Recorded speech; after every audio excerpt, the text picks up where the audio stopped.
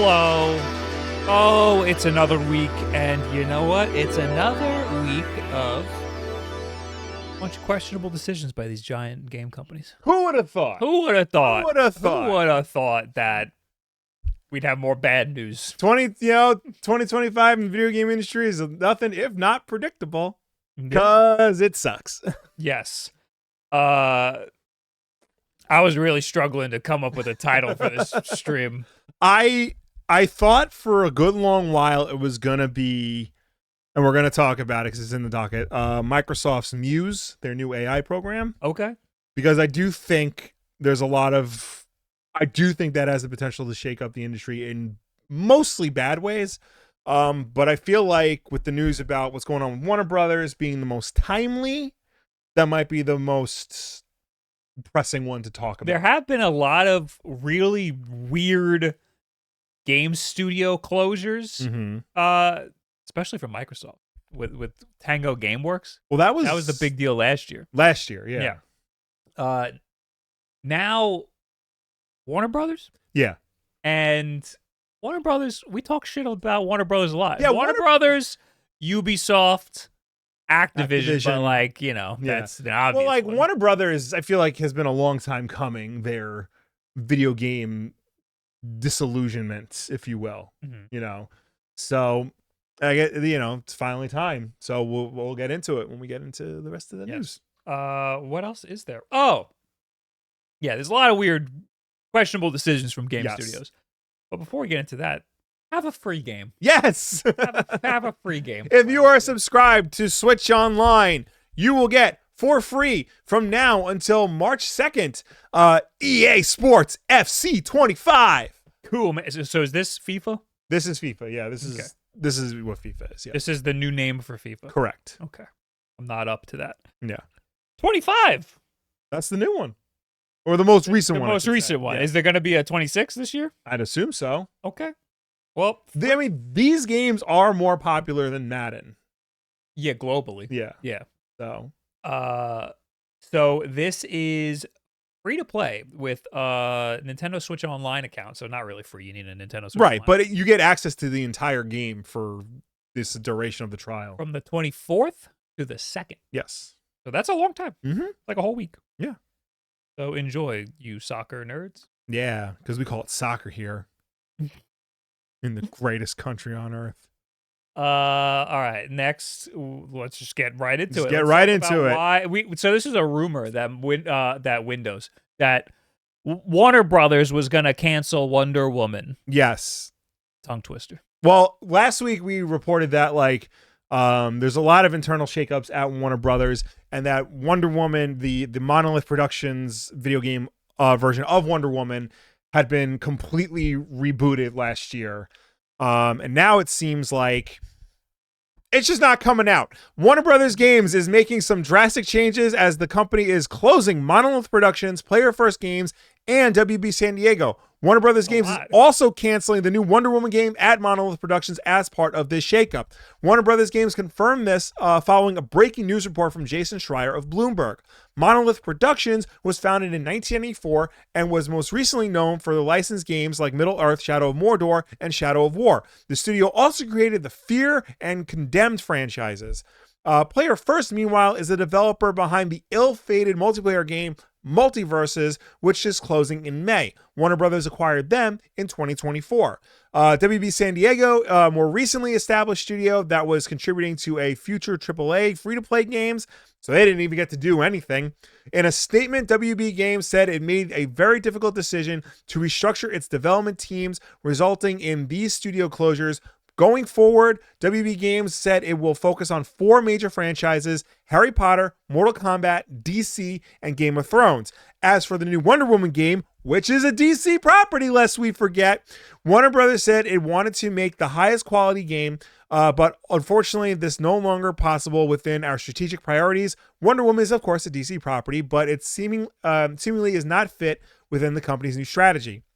This is another tough decision as we recognize Monolith's storied history of developing epic fan experiences through amazing games, the company said. So how many studios did they close? 3. Okay. So I didn't realize they had so many. They have a surprising amount of studios. On their Wikipedia, they have a lot, but half of these that are on the Wikipedia are closed. Yeah. So which ones did they close exactly? Tell me. WB San Diego. Okay. Which hasn't put out a game yet. Okay. Player First Games. Monolith. They Player First Games did Multiverses, and then Monolith, which did that sucks. They just wrapped up Multiverse. Yeah. That sucks. Monolith is the big one because they did the Shadow of Mordor games. They're the longest tenured game company of this bunch because they did the Condemned games, No One Lives Forever, the Blood series. I've heard of them. The Matrix Online. Matrix Online. Yeah. Yeah. So this Wikipedia page is up to date, by the way. Yes. So they still have Avalanche, NetherRealms, Rocksteady, TT Games. Is that not Telltale Games? Traveler's Tales. They do the Lego games. Okay. WB Montreal, WB Boston, WB New York, and WB San Francisco. Yes. Okay. Avalanche. Is that there's two Avalanche studios? That's the Harry Potter Avalanche. The guys who did Hogwarts Legacy. So Mad Max. Not Just Cause. Not Just Cause. Okay. No. That's a different Avalanche. No, wait. Is it the same Avalanche? It's confusing. There are two Avalanche studios making video games. They did not do Just Cause. Okay. Yeah. But I think the Mad Max Avalanche did Just Cause. Okay. All right. I mean, who do they have that's been cranking out? I mean, Rocksteady is like their big right. That's their favorite. Right, but Rocksteady just put out a tremendous flop in Suicide Squad: Kill the Justice League. That is true. Famously lost the studio $200 million. But at the same time, when that game came out and was clearly a failure, they said that they were going to double down on live service games. Oh, the game that just failed was a live service game. Yeah.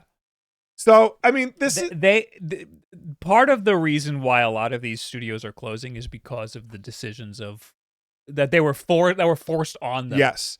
Like Monolith, that's the Multiverses guy, right? No, Monolith is Wonder Woman and Shadow of Mordor. Okay, who did Multiverse? Player First. Whose decision was it to release the whole game and then remove it? Released the whole game? Of a beta. Yeah. They released it and then took it away for like a year and then brought it back and not a lot was different. Yeah. If they released it with 3 characters for a week, it was here's a play test. Yeah.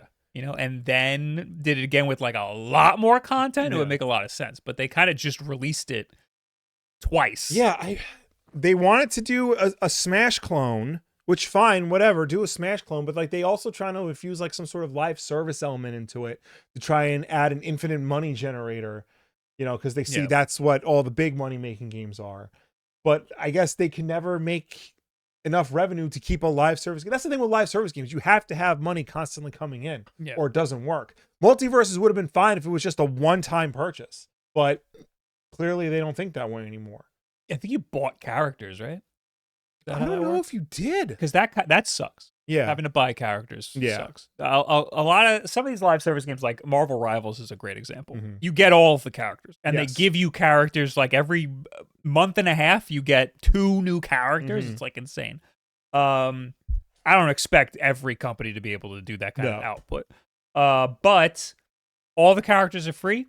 You want a cool looking skin, you could buy a skin. Yeah. And the whales who spend a lot of money, will support it for everybody else. Right.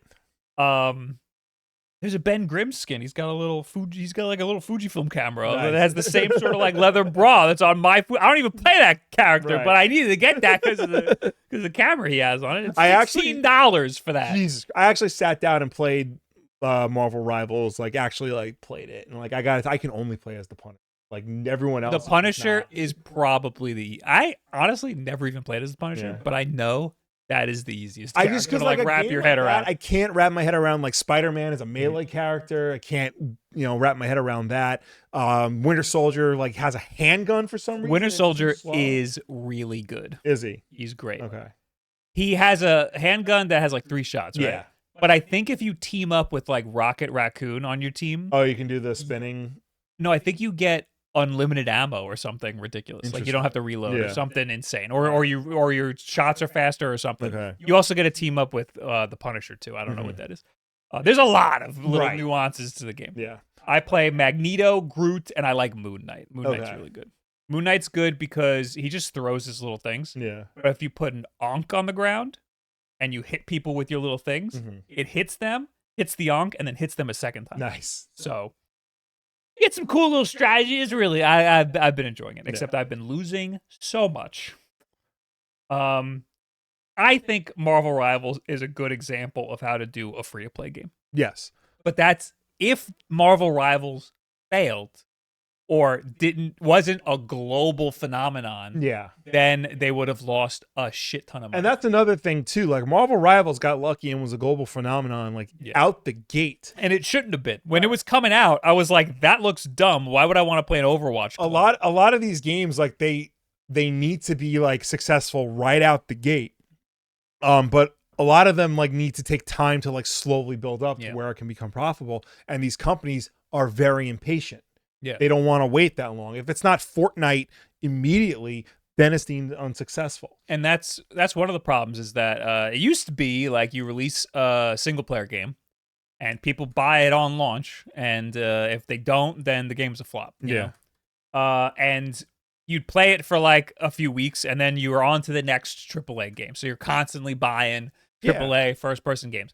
And then Fortnite happened, and now every company wants to make the Fortnite. And sometimes they do, like Marvel Rivals. Well, even before then, like in the 360 days, they would try to find ways to nickel and dime you with like they would tack on a multiplayer. They would tack on a multiplayer mode. They would have certain weapons available for purchase in single player games.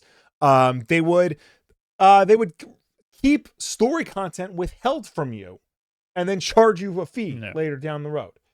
So, there was a lot. We talk about that a lot. Yeah. I remember people stealing the model from Call of Duty where you would buy map packs. Yeah. Like you would have the game would be out. You would play all of the multiplayer maps. And then like a few months later, you'd buy like 3 new maps. And it would be like the first map pack of the season or whatever. And then all these other single player games would come out and they'd tack on a multiplayer that was bad. And then they'd release map packs for those multiplayers. So they've been copying each other for years, but it's been getting worse and worse. And now it's to the point where if they cannot make it live service, they cannot live anymore. That's probably why Wonder Woman got canceled, because it looked like to be going along the lines of Shadow of Mordor, of straight single player experience. You know, and if it's a big open world single player experience, yes, those games are very expensive and they take a lot of time to make. The last Monolith game was Shadow of War, and that was like, what, 2017? And they hadn't put out a new game since. Yeah. So it's been a long time since they've generated any revenue. A live service game would have added a more revenue stream to it, but if they were specifically trying to make a single player game, once that game comes out, unless you're doing like DLC, that's it. So, and that doesn't fit within this new Warner Brothers strategy of like everything's got to be a live service game somehow. It seems like Sony's the only one who's doing like just regular old single player games. Well, even then, like Jim Ryan, their old CEO, wanted to do a big live service push, and they've had to significantly scale that back since he left. That's why Concord got shut down within a week. Yeah. You know, that's why Bungie's going through all these problems right now. I would say, like, you know, I think Microsoft actually learned the right lessons from Redfall, and Indiana Jones is a straight single player experience. Avowed is a single player experience that's getting really good reviews. I think Microsoft is on the right track with that stuff. Yeah. I don't think they haven't had any output in the past, but before like Indiana Jones and Avowed, there's nothing. They've had it rough. Don't get me wrong, but like you can start to see now they're turning a leaf. I think the multi-platform PlayStation has always been doing single player. That's like their whole vibe is third person. Remember, I wasn't just last week I was shitting on all this. Yeah. But you know, I'm just trying. We do want more single player. We do, yes. Here it is. So Monolith Studios, when they made Shadow of Mordor, they famously made the Nemesis system, where like enemies you defeat, the enemies you interact with like change and evolve over the course of the game. If they defeat you, they will remember that and like they will like level up. But if like you defeat them, you can like attract them to your team and whatnot. And Wonder Woman was supposed to include the next version of that. And now that game is canceled. It's not coming out anymore. Warner Brothers actually owns a patent on the Nemesis system that is set to expire in 2036. God damn it. So you are not seeing another game with that kind of like technology in it for a long time, because you know they're not going to license that out anytime soon. There was I think an indie game that was doing a version of this. You can get around that copyright. Like it doesn't have to be exactly right. It's got to be similar enough. It's like Nintendo patented the sanity effects from Eternal Darkness, but other game companies found ways to like do their own version. Yeah. You don't need to do exactly the formula that they were doing. Yeah.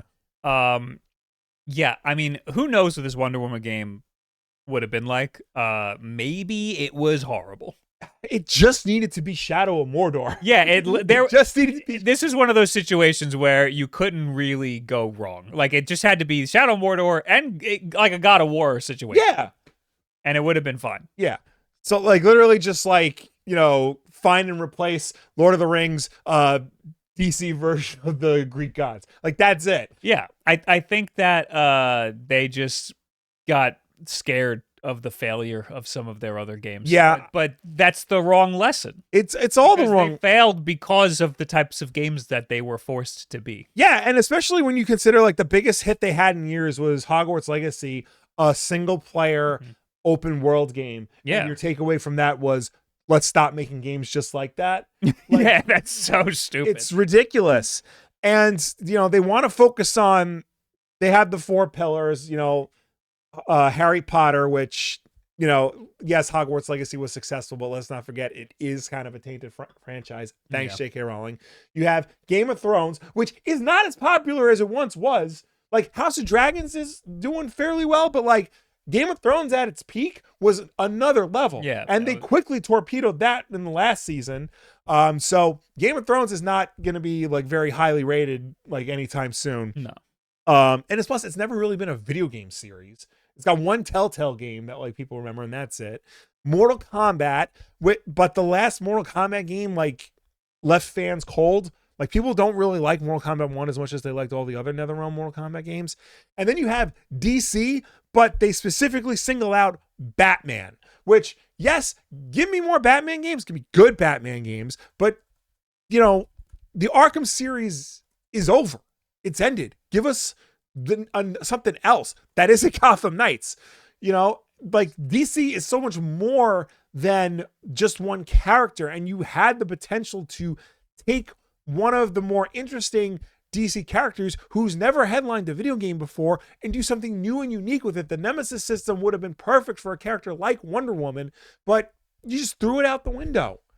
So James Gunn, I think it was today, was asked if there would be a Marvel Rivals type game for DC Comics. Yeah.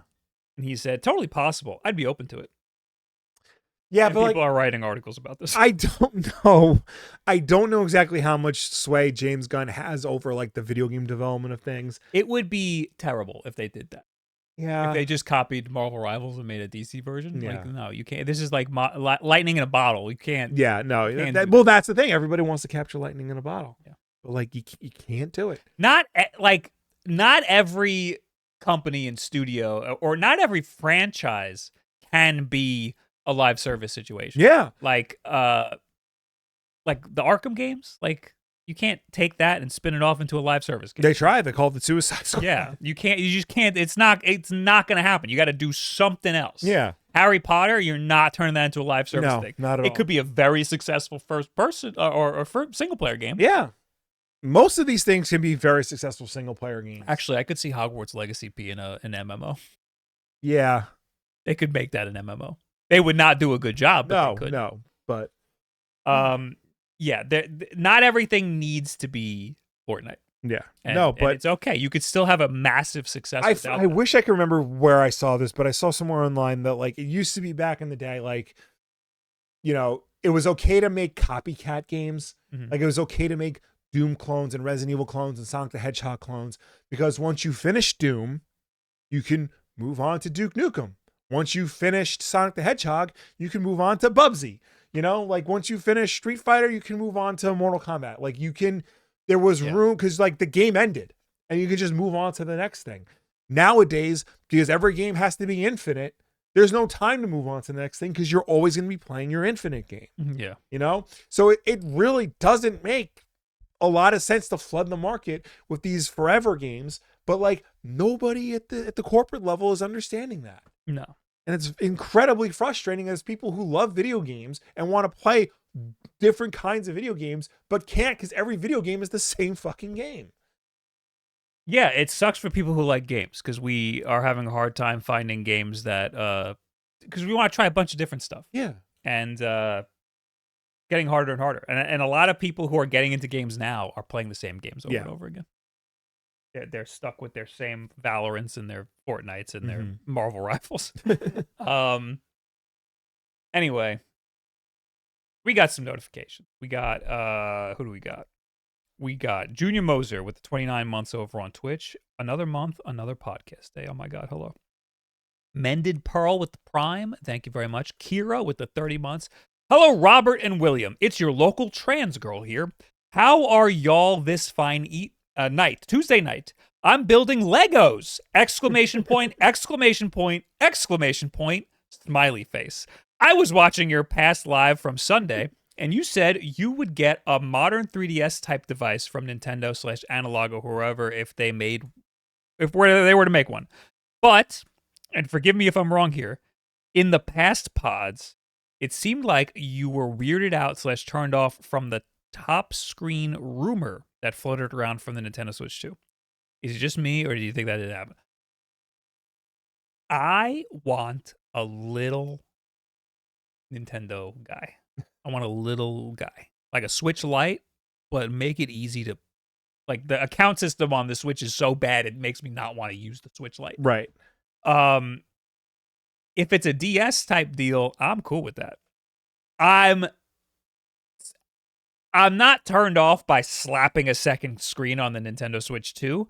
I'm turned off by these renders that think that that's going to be a thing at all. It's just not going to be a thing. It just sounds fake. I would, like, if Nintendo came out and was like, here's a second screen you can put on your Switch 2, I'd be like, whoa, that's crazy. Yeah. I'm more than happy to try that. That's the thing. Like, we're so jaded by like every sort of like console gaming room or something like that just feels, it reminds me of when the Wii was going to come out back when it was, well, we knew it was as Codename Revolution, and there would just be these really shitty 3D renders of like what it could possibly look like. Yeah. That's what that feels like to me, that second screen attachment. So look, I would love to be wrong, Kira, our trans girl, your rights are human rights. But if like, unless Nintendo actually like reveals it during their Nintendo Directs, I'm going to just assume it's nonsense. Yeah, no, that's like a reach. It seems like it's like way out of the realm of possibility. Yeah.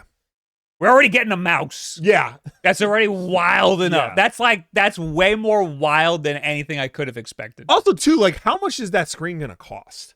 Because, like, how much is, like... They can do it for $100. Yeah, that's a lot. If the Switch is going to be $400 and you're going to pay an extra $100 for a screen, $500 to play DS. $130 because of the tariffs. Yeah. The Konami man, thanks for 21 months. What did I miss? I haven't had a chance to catch a live podcast in ages. Hope you're both doing well. Yeah, we're all right. Yeah. I'm trying to think of an ailment that I've accrued in the past couple months. I got an issue. I'm panicking. Tomorrow, Amazon is going to stop allowing you from downloading your Kindle books. Like, I heard about this. Use. I have like close to 3,000 comics like in my Kindle library. That like I'll have access to them, but like, what if I don't want to read it on a Kindle? What if I just want like a PDF version of it? Like, the problem is that you can download them still, but you can't bulk download. Somebody has to have built a script. There are, but like I've tried installing one before, like we went live, and it's very complicated. Yeah, I'd imagine it's so like I gotta like, and it would probably take a long time. Yeah. Yeah. So like I'm gonna say after the show, I'm just gonna go one at a time, just like download them. And there's a lot of junk in there, but like, you know, maybe a lot of storage. Yeah. Well, that's why I got this little bad boy's plugged in there. Judah with the 7 months. Thank you. Also on YouTube, we got 2 super chats. We got Sonic SLM with the £5. Euros? I don't know. We had side scrollers. We had 2D linear levels. We have open world now. What do you think a new paradigm could look like to move games forward? We've done it all. Everything has been done. Well, there's no VR was supposed to be that paradigm shift, and it's like been slow to get off the ground. VR in the current day and the near future is a wash. Like straight up. Straight up, forget it. Okay. In the future, everyone's playing VR. And I still think that'll happen. But it'll be way down the line when the VR fits in your glasses. Yeah. Because until then, I just don't want to set up my room to play a game. It's yeah, it's a lot of work and a lot of money for like really niche experiences. People were saying it was a destination thing. Like you go somewhere that has it already set up. And I get that, but that didn't take either. Oh, see, I thought by destination thing, I thought you meant like when you have it in your home, you put it on and you go somewhere like virtually. Because that's how they were selling it. That's how like Meta was like trying to sell it. It's like this is how you're gonna live. This is how I could see that if it worked good. What I never understand is like how did like Horizon Worlds, like their VR world, how did it look like shit when like Unreal Engine 4 exists? Yeah. Unreal Engine 3 even. That looked like PS1 quality crap. There are some amazing VR experiences. There are. Even like VR chat. People have a great time in VR chat. And the best part of VR chat is you can just do it on your computer. You don't even need a VR headset. Yeah. And like it's cool to just kind of be in a world with other people like fucking around. But that's all it is. It's just a way for you to communicate with other people and it's too cumbersome in its current state. Yeah. Is it? As per the question was, what type of games? I mean, right now we're seeing these paradigm shifts all the time. We had open world that turned into fucking battle royales, which now turned into just live service. Right now we're in the shitty live service paradigm. So who next will get something else that I was talking to my friends before about GTA 6, and like when my one friend who doesn't play games, there was a bunch of Grand Theft Auto clones. After 3. Well, my one friend is like, he knows it's a big deal, but he didn't really understand like how big of a deal it was. And I'm trying to explain to him like it's their first GTA since like 2013. Like people are expecting a lot of it, and like I think it's like finally started to like understand like how big of a deal that game is going to be. People are looking at that game as the next paradigm shift. They're going to do some crazy stuff with that. I think that will fuck up the whole industry. Yeah. That'll do some. We don't know. We're not ready for post GTA 6. Yeah. Anyway, Professor Rock with the $2 says, "Here's my investment in WULFF Den Games LLC. Thank you. Thank you. Have send you a pay stub for your 0.00001 share. Anyway." Oh, and Brutal Beast, thank you for the 49 months. Hey, Bob and Will. For Will's Kindle comic problem, we need something like Movies Anywhere for ebooks. That would be great. I do know that will never happen because Amazon has such a stranglehold on the ebooks market. Like they pretty much, even though there's like competitors, like there's Kobo, there's what the hell's that independent one that's now out there? There's iTunes, there's like Google Play bookstore, which is actually a very good bookstore. Amazon has just a stranglehold on it. They're all at their mercy. Yeah. So it's just not going to happen. It would be great if it did, but it's just not going to happen. Kira also with 500 bits wanted to put this in my sub message, but it didn't fit. Happy 8th anniversary to Hollow Knight. Yippee. No Silksong news though. I'm worried for Silksong. I don't think it could ever live up to. I think it's at that point now where it cannot live up to the hype that it has. Even if it's exactly the same as Hollow Knight, I don't. Yeah. I feel like it's too far gone now. Yeah. I never got that far in Hollow Knight. Everybody loves that game. I don't think I've ever played Hollow Knight. I did. I didn't really like it. Vig, thank you for the Prime subscription. or the regular subscription? I live in Japan. I'm also worried about gaming. Oh my god. I wonder how different it is over there than it is here. Because I know there's a Japanese gaming culture versus over here. Because I know it's like very different. I know it's more like mobile focused in a way. Yeah, like what's the paradigm there? Yeah. What are they all developing? Yeah. RPGs? RPGs. I mean, that's what we know. We know them as an RPG. Well, I'm just saying, like, you know, farmhouse. companies over here are like trying to fart out live service games and like think that's all we play. So I'm curious, like, what the deal is over there. Yeah. Anyway. Backlog! Backlog! Backlog! Backlog!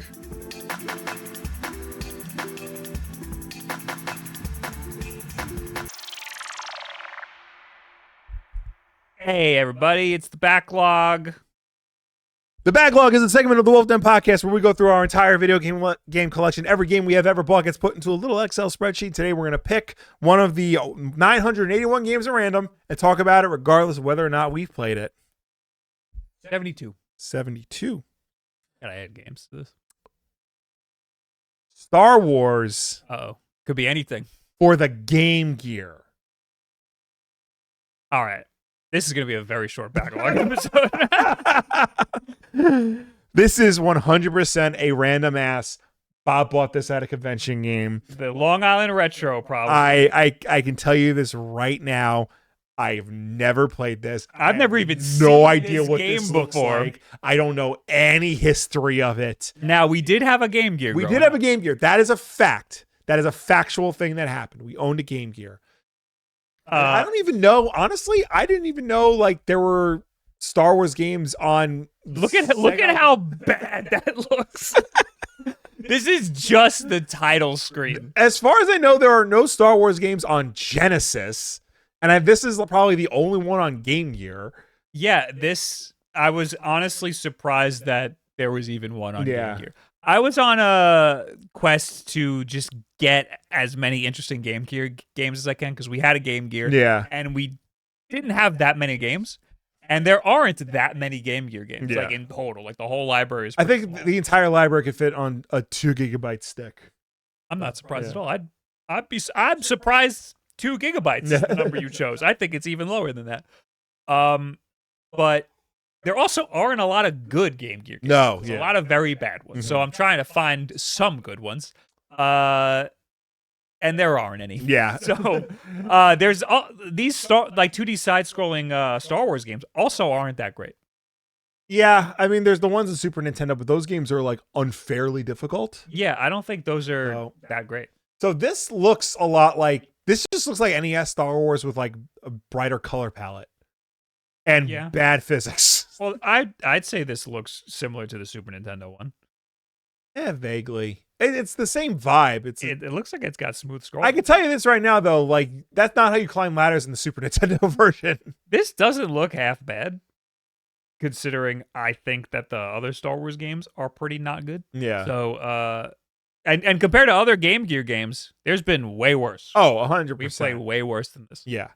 So I think this was part of me just trying to collect as many Game Gear games as possible. I probably got this for like $1 in a bin. I was probably looking through Game Gear games in a bin and was like, ooh, Star Wars. I know that franchise. Here we go. I don't even know if this has a Wikipedia page. What other Game Gear games do we have? Because I think we have, I'm pretty sure I got Captain America.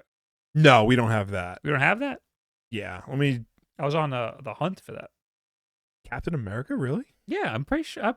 I gotta look now. I'm pretty sure we have G-Lock Air Battle. That's one I used to play a lot. Yes.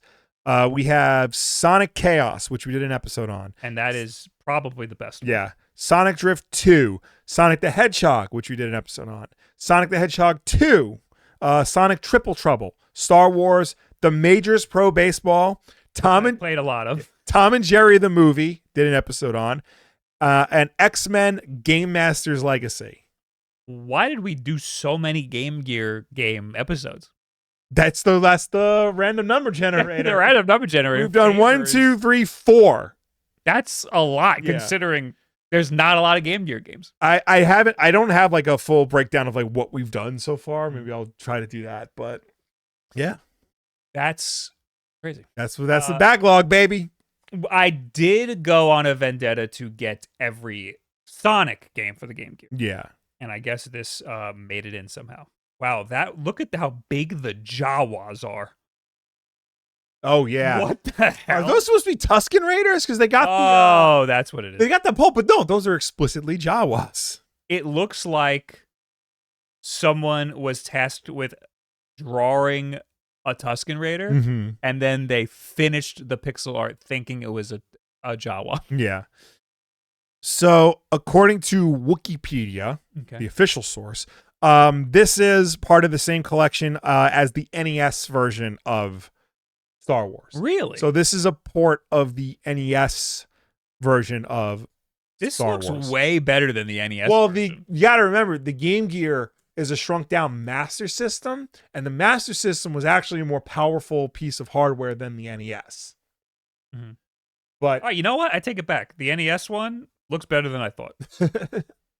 This looks pretty decent. Right. This looks actually pretty much the same. That's the same Luke sprite that we were just looking at.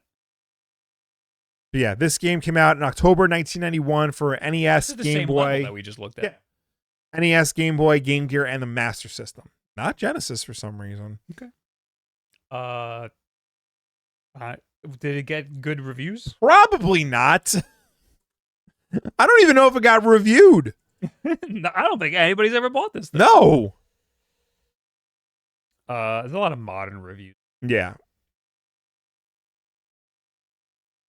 More colorful version of the NES game with more characters, levels, and music. Okay. Good to know. I don't think these games are renowned for anything. So no. Maybe not worth your Yeah, no. Just watch Star Wars. That's the best. That's the best way to do it. Experience your Star Wars. Thanks for watching the Backlog, everybody. You should come to a podcast. Yeah. Goodbye. Bye. Maybe next week we'll pick a good game. A game we've actually played. That's the nature of the Backlog, baby. Roll the dice. Majora Snow, thank you for this. I had a big old burrito before. All right, next we'll talk about AI. Hooray! Microsoft. All right. This is gonna be a long one, so stick around, kids. Microsoft Research has created Muse, a first of its kind generative AI model that can generate a game environment based on visuals or player controller actions. It understands a 3D game world and game physics and can react to how players interact with the game. This allows the model to create consistent and diverse gameplay rendered by AI, demonstrating a major step forward towards generative AI models that can empower game creators, explains Fatima Kardar, Corporate Vice President of Gaming AI at Microsoft. The Muse model was trained on a large amount of human gameplay data from the Xbox game Bleeding Edge, thanks to a collaboration between Microsoft Research and Ninja Theory. This partnership allowed us to closely collaborate with the game studio to understand what needs to be in place and how we can responsibly unlock access to a large amount of gameplay data, says Katja Hoffman, head of Microsoft Research's game intelligence team. Is that something's unethical there about playing a game and not knowing that your actions are training an AI model? Well, this project was done in collaboration with Ninja Theory. Right, but as the player, there needs to be some sort of prompt that's like, you are about to train an AI model while you're playing this game. I believe, I might be wrong, but on a large amount of human gameplay data from the Xbox game Bleeding Edge. Yeah. This allowed Muse to access the equivalent of 7 years of human game. When did Bleeding Edge come out? Can you look that up? This allowed Muse to access the equivalent of 7 years of human data, human gameplay, resulting in a model. 20. Okay, so it's not that old. So 7 years is before the game came out. Yeah, I think.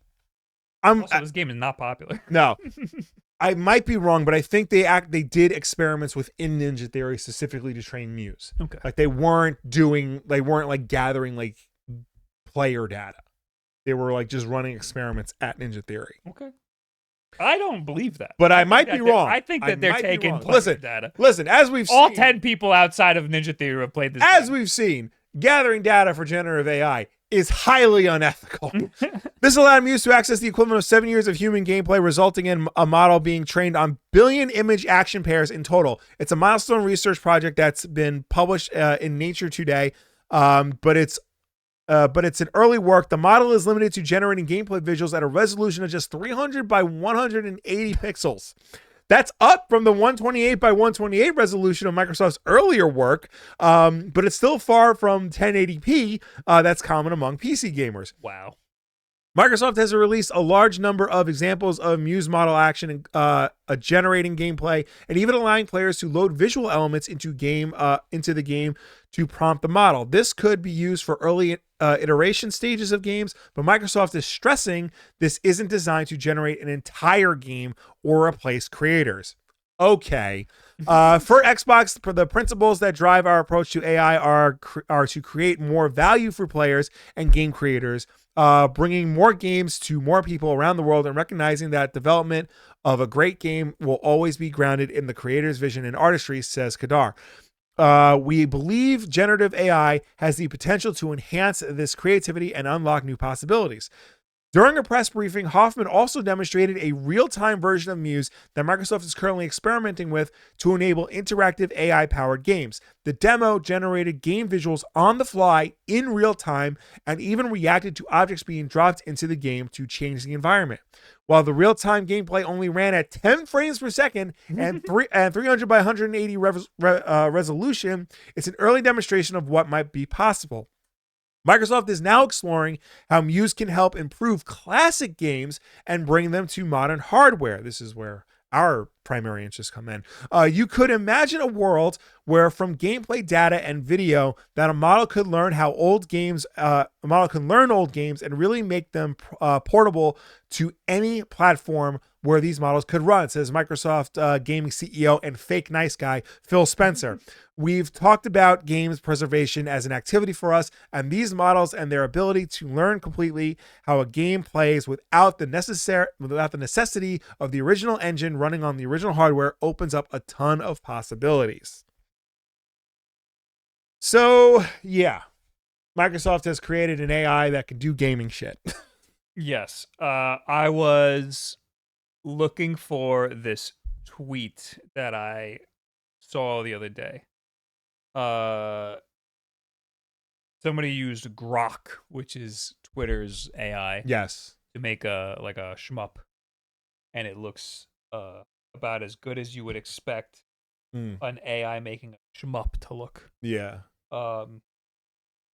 It's amazing that a computer can even make anything. Yeah. But it's not usable at all. Yeah. You have to take this and finish it. You need somebody who knows how to make games to fix the horror that the AI did. But the problem is, and we see this with like people who make like these little shitty short films with AI. Yeah. They don't. No, that's the thing, is that people who don't know what they're doing use this because they don't know any other way of doing it. Yeah. And they make a worse product because of it. Yeah, and they think it's going to upend the industry and it's going to change everything, and it doesn't. This person says, Grok is so awesome. Look at how it can create a near identical but somehow worse version of a 50-plus-year-old game. Yeah, that's the other thing, too. Like, it doesn't know how to do anything original. It only knows how to copy things that already exist. So, just like other AI tools, it should only be used for people who already know what they're doing to help them speed up their process. If you don't know what you're doing, you will just be worse. Yes, using a tool like this. I was recently watching a video on that movie Here that came out last year, the Robert Zemeckis movie where Tom Hanks and Robin Wright play like two characters over the course of 50 years. And like they use CGI to like age their faces and stuff. But like the company that did the special effects used AI to like scan pictures of their faces from like 20 years in the past and like try to use that to create the model for their face and like try to, you know, predict what they'll look like when they're 80 instead of in their 60s. And like I can kind of see that being useful, but like that's in the hand of like, you know, trained professionals. And Robert Zemeckis, who's like, you know, say what you will about him, he's an accomplished filmmaker, so like he understands what he's doing. But you put that in like a hack's hand. Yeah. And like it's just gonna like fart something out and be like, good enough. Yeah, exactly. You know? And the problem is, because it's so cheap and easy to do, you run the risk of like the major companies, the people who hold all the power, just putting that out and saying that's good enough. We complain all the time that Marvel films have bad CGI. Just wait until Marvel films have bad CGI created by AI. Arguably, this is good because it will weed out the horrible. It will make the horrible things even worse. You would think it'll weed those out. Yeah, you would think that, but there's like a thing where like they don't care like how it's made, just as long as it like passes the mustard for them. Yeah, and it puts a big red stamp on those as like, look, these people don't care. Yeah, you know. So I don't know. It's inevitable that we get AI tools in games in some way. Like I've said before, I think it makes sense when like you want to create like a world where you get to talk to every single person in the world and you want dialogue prompts for every little thing. Like you're gonna have to generate some of that stuff. We used to call characters in games AI. Yeah. They didn't have any like things that we would consider AI today. It was just an artificial intelligence in the game, and that's what we called it, an AI character. That's just, it's an NPC. Yeah. An NPC we used to call AI. So there's going to be AI in some regard, but to make a whole game or like big parts of a game, not going to work. You're going to need to use that as a basis and then build off of it. And the building off of it part better be damn good. The thing that like kills me is like when Phil Spencer said like they would use Muse to help them preserve classic games.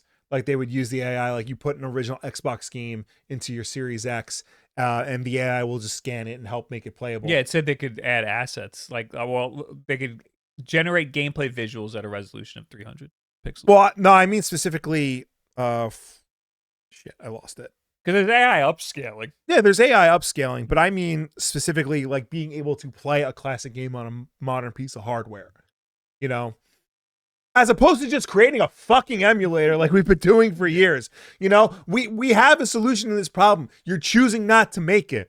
You're instead putting all your money on an unproven piece of technology that's just the latest buzzword for the entire tech industry right now. Yeah, this exists solely to shut up investors who are like, what are you doing? To shut up investors, to justify your job too. Yeah. Because, you know, everyone wants the company to be involved in AI in some way because that is the live service game of the tech industry right now. Yeah.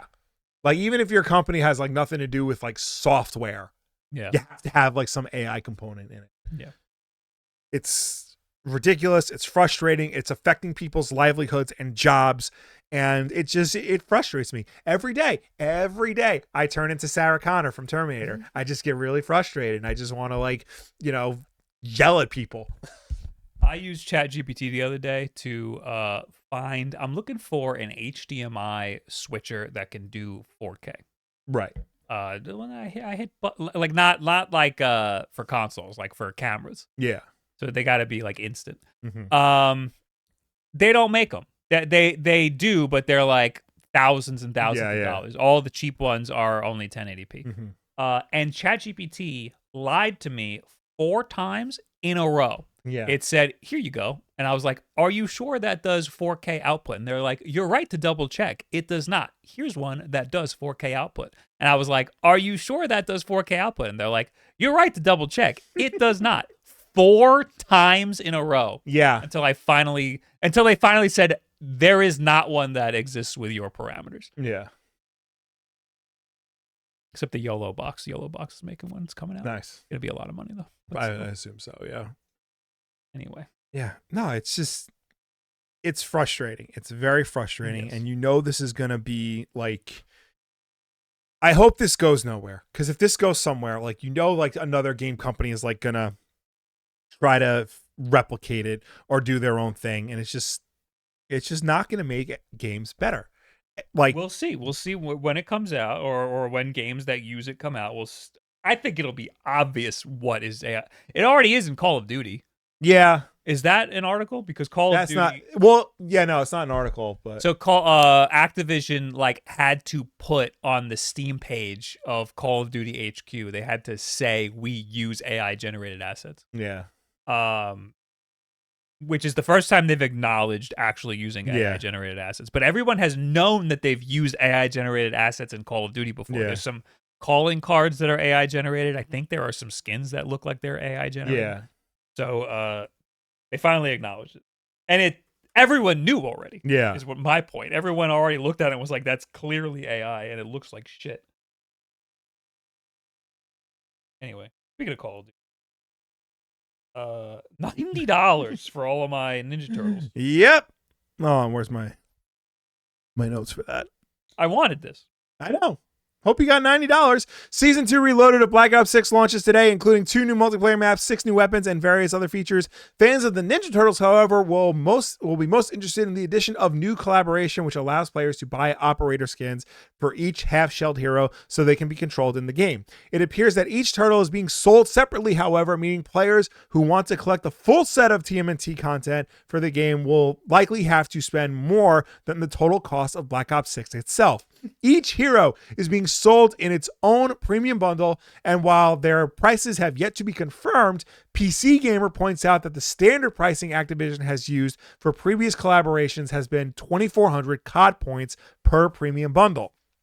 As such, assuming this is the same, players who want all 4 turtles will need 9,600 COD points. On top of this, the premium TMNT event pass, which lets players unlock Master Splinter and numerous other TMNT items, costs a further 1,100 COD points, meaning the total of 10,700 COD points for all Turtles content. And then I have to like unlock it, so you buy it and it's like a season pass. Yeah. That sucks. It's reminiscent of when Street Fighter like had Ninja You could get a Turtles skateboard as a melee weapon. That's cool.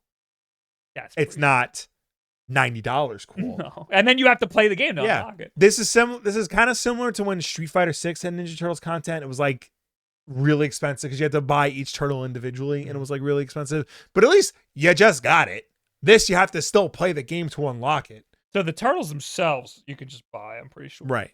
I want to know what the packs are. I guess we don't know yet. Yeah. Oh. I saw there another article that was covering this same topic. It had an addendum where like people on like Steam were just like, why don't they just make Call of Duty free to play at this point? Because it's like getting ridiculous. I mean, Warzone is. That's the Warzone is, but like mainline, because people just get the whole Call of Duty experience. They don't just get Warzone because they don't make it clear that you could just get Warzone. Yeah. They buy all the Call of Duties. And then then you're stuck with the HQ and stuff. Yeah. Which is still a huge download. Yeah. 250 gigs the last time I downloaded it just to play the multiplayer of Black Ops 6. Raphael comes with a bundled with his signature size. Players can expect 2 gun blueprints with red tracers. Okay. That's it. That's all it says. Yeah. Other cosmetics include a reticle, a frag skin. Okay, that doesn't really. I don't know. I guess I'll look at the guns that they come with and see if any of them are guns that I would use in the game. If you buy Raph, you technically have all 4 turtles. That's why I'm saying I'm probably gonna get Raph. Yeah, but I want to see the guns that they have.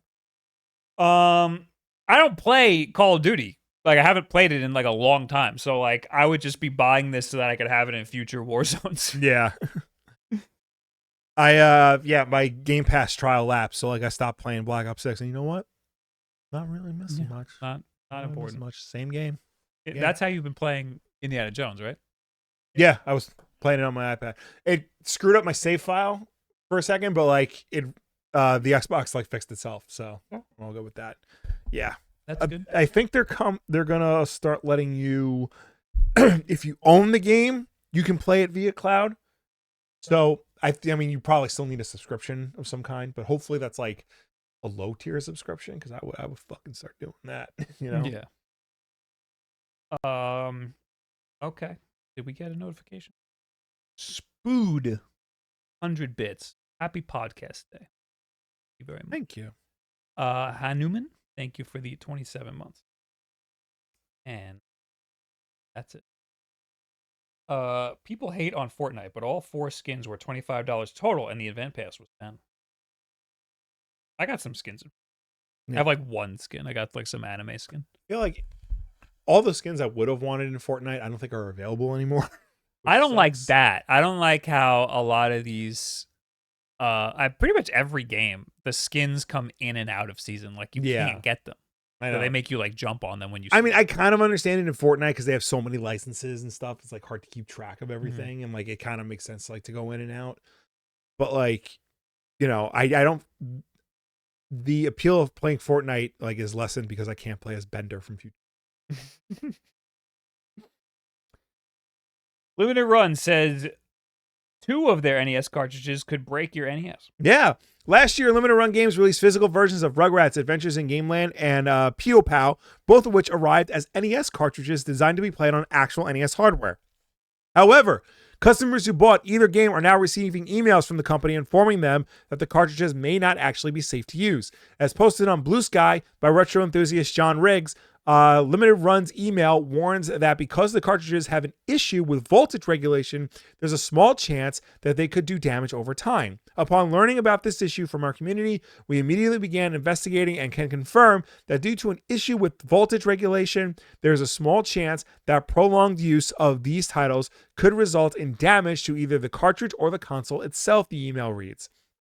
Because Limited Run only sells its games for a limited period, Limited Run, neither is available to buy, but the company says it's still in the process of fulfilling its back orders and has decided not to send out any orders that haven't been shipped yet. Instead, it will remanufacture the carts with its regular trusted manufacturing partner. Players who pre-ordered the collector's edition of Rugrats will be asked if they want to receive the set with the NES cartridge removed, with a fixed version coming in the future, or if they don't want to unseal it, wait longer for a set with the fixed cartridge included. Customers who haven't received their order and don't want to wait can contact Limited Run for a full refund. As for those who already received the cart, Limited Run says we do not recommend continuing use of the game, using their game. However, there is no need to return the game to us. We will automatically be sending a revised version to each and every customer as soon as possible. That sucks. Apparently, they got a new factory to make the NES carts. It's not the factory that usually does their NES cart manufacturing, so they think that's the issue for it behind this. But like, this is just bad press for Limited Run because at least they're fixing it and giving people the right cartridge. But like, you know, last year there's the controversy they made 3DO games that were just on CDRs, not like that just won't work. Officially manufactured press discs, and now this, it's like, and people already don't like Limited Run for like a variety of reasons. It's gotta be really hard to make games for old systems these days. There's no infrastructure. You want to talk about niche? That is like so niche. There's no infrastructure and there's no demand. Like people are buying these, but there's not a lot. Like you gotta convince a company that it's worth putting all this effort into making just a couple thousand of these, you know? So it's got to be really difficult. That being said, this is a fucking nightmare. Yeah. to release a cartridge that could potentially damage the system. Yeah. It sounds like there should have been especially, again, an NES system, a system that there's not many left anymore that work. So in the future, there needs to be a lot more testing involved here. Yeah. They've done NES games before. They've done NES games, but yeah, like I said, this is a new production partner they were working with. That sucks. Who clearly is not good enough at making NES games. It sucks to get a sample from a company and you're like, all right, it looks good. Make 10,000 of these, and they're like, all right, I want it, boss. And then you get them and they're fucked. Yeah. And then what? Now you have all these. They're fucked, and they didn't realize it was fucked until they got shipped out. This is why I don't like pre-orders. Yeah. Because now they have to. They have all these people that gave them money, and they need to. It's not like you can get the product, be like, no, make it again. Yeah. You have to fulfill the orders. So, that sucks. That sucks because I like that Rugrats game. Yeah. What's the other game? Pio Pow? Okay. Don't know. Yeah, don't know that one. Just don't get the limited run cartridge. Yeah. Just get it on Steam. Get the ROM. all you need. You weren't gonna play it in an NES anyway. I added this, and I just bought something off of Limited Run today. Was it this? It's this Tetris. It's Forever. an actual Tetris handheld. They are giving you a fucking straight up Game Boy.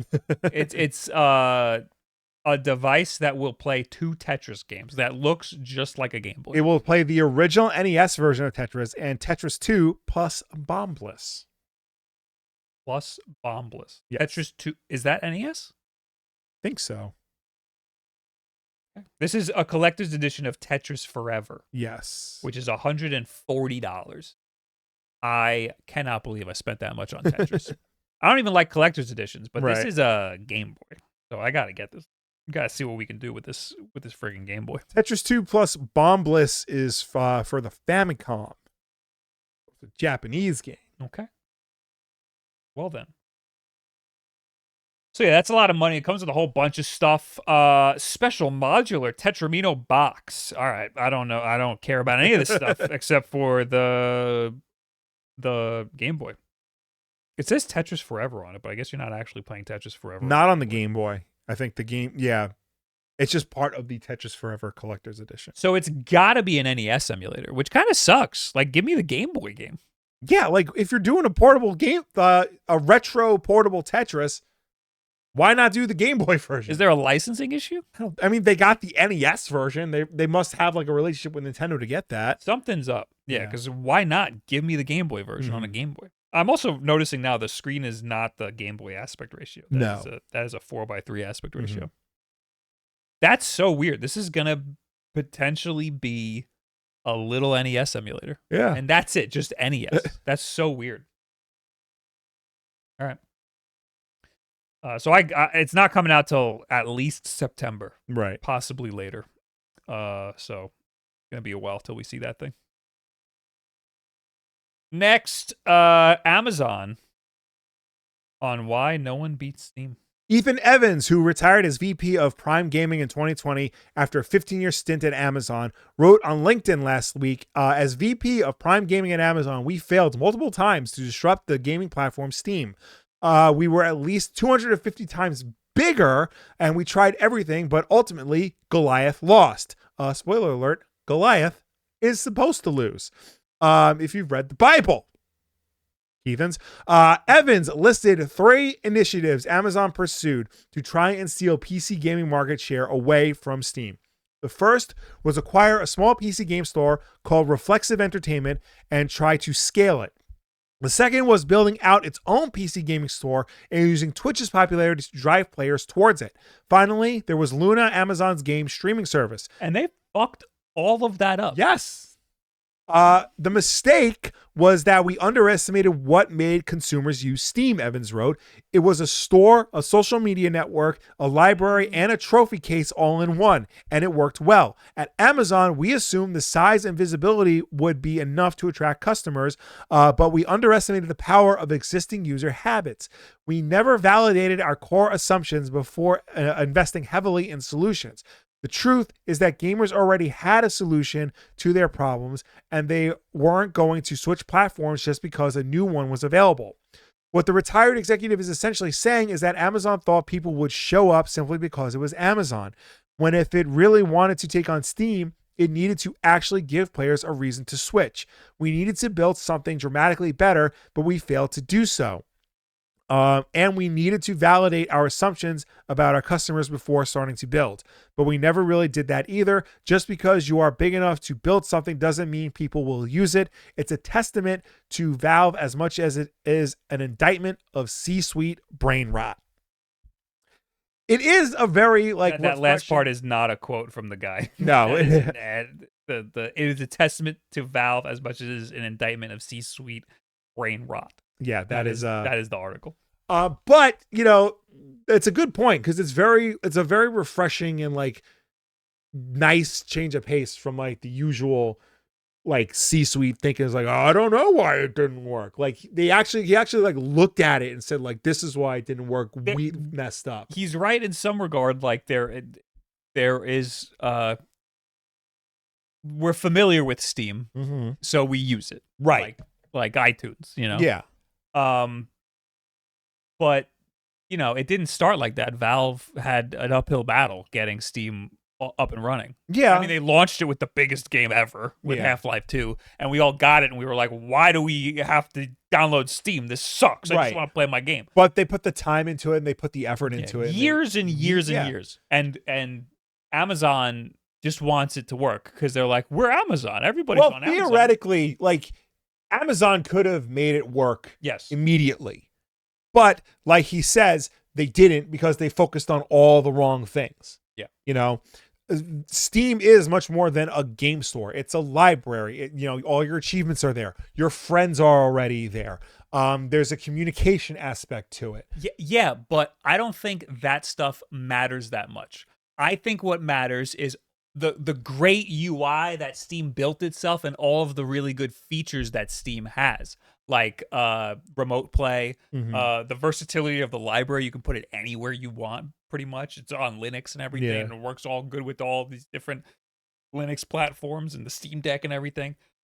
It's an ecosystem that you can't really break and needs to work really good on all of these different devices that you're gonna play it on. And then now there's the family sharing and stuff, and there's a lot of like pro consumer stuff that Valve does that it sounds like Amazon was like, nah, it's not. It's a social media network. It's not a social media network. There's a social aspect to it, but that's not the focus of it. Just like a console, you can use Steam to play games with your friends. You can be like, oh, so-and-so's on. Let me play with them. Well, as I discussed earlier. That's like bare minimum. As I discussed earlier, Amazon is not exactly a, forward-thinking company in terms of like, consumer focus. Like getting rid of being able to download ebooks is kind of a big deal, and being able to family share and like play games on other systems, Amazon would not allow that. The reason why people use Steam is because it's familiar to them, and they've been they were the first ones, and they've been using it for years. Right. But the reason they keep using it is because of a lot of the pro consumer stuff that Valve does. Yeah. And that's something that went right over Amazon's head. Yeah. They mentioned that they thought they can build a platform utilizing Twitch and maybe get Twitch people who are on Twitch to push their platform, like Luna and stuff. Why the fuck didn't you do that? You have like New World, which was their like MMO that they did do a lot of marketing on Twitch with. Yeah. But like Amazon gives games for free all the time. Not on Steam. Like those codes are good for like other platforms. No, Amazon gives Amazon games. Like if you have an Amazon Prime, you get free games. Yes. Yeah. But like if you have Amazon Prime, you get free games, but none of those games you can redeem on Steam. Right. No, but that's what I'm saying. It's on their platform. No, like right now, own platform. Free Prime free games. Wolfenstein Youngblood, Xbox, BioShock Infinite, GOG, BioShock Remastered, GOG, Eastern Exorcist. Okay. Epic Game Store. They had, when they had their own platform, they were releasing games for free on their own platform. Right. That's what I'm saying.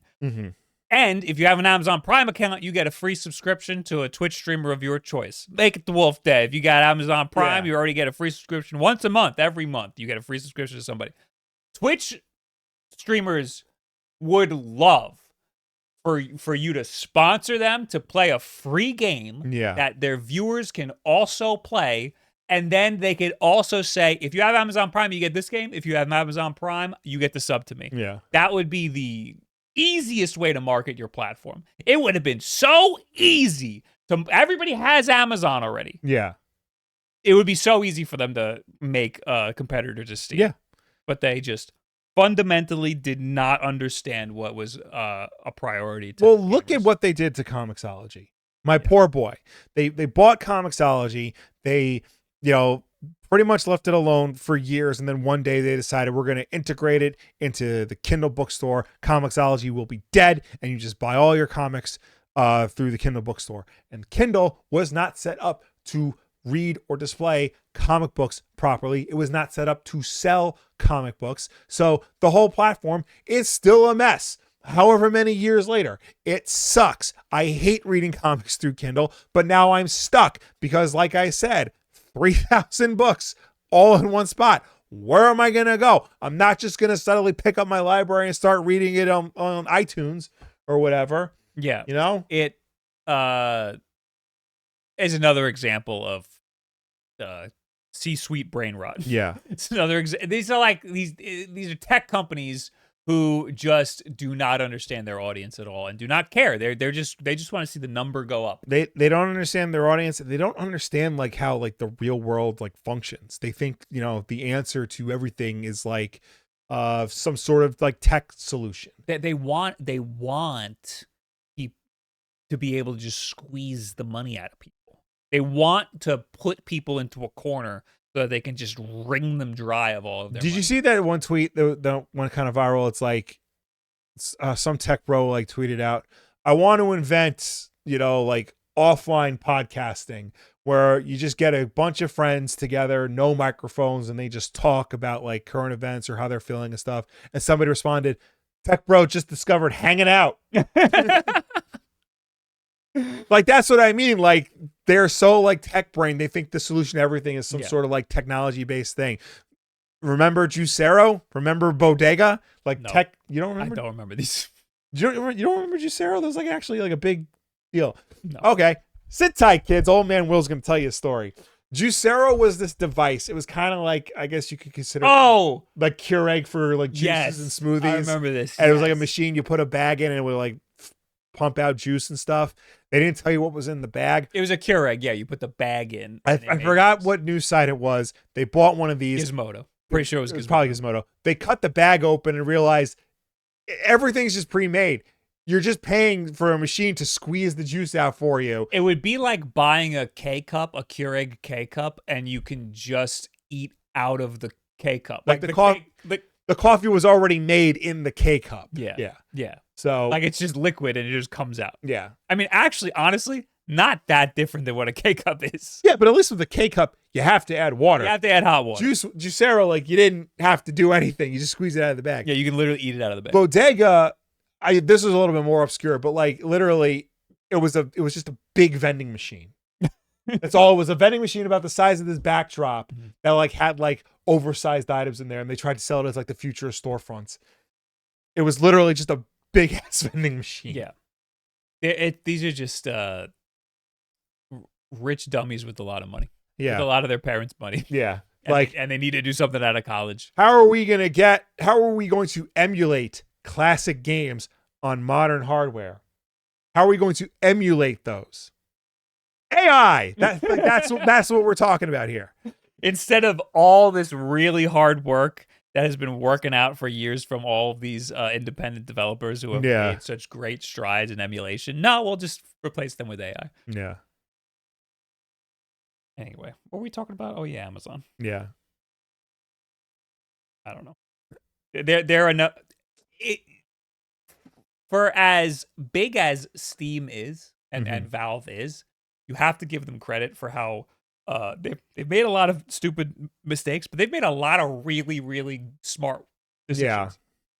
And pro-consumer decisions. Yes. A lot of that is that they don't have like investors to answer to. They're a private company. They just do whatever they want, and they pay their employees well. There might be some tomfoolery in there. It might be a little weird of an environment, but still.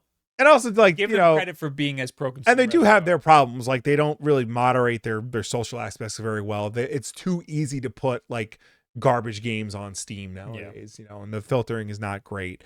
But I am for allowing garbage on the platform and for having us consumers weed out the garbage. Yes.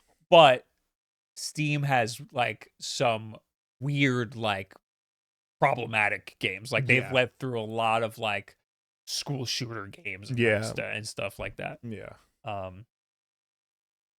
Anyway, what's next? What is next? GameStop. More terrible business news. Yes. GameStop announces plans to sell off French and Canadian outlets while the CEO yells about wokeness and DEI. Because, of course.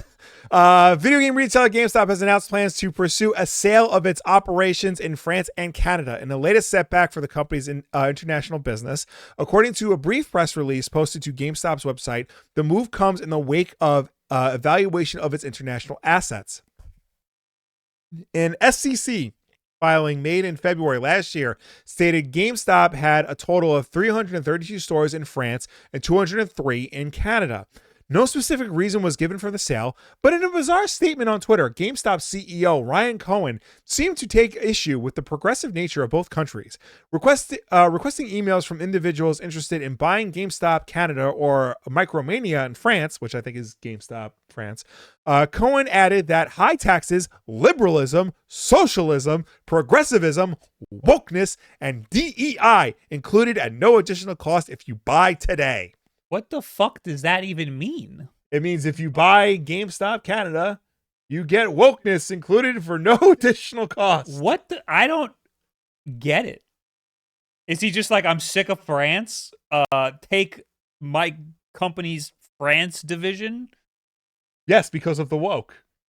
Obviously, okay, Bob. All right. I'm red-pilled. I'm processing this.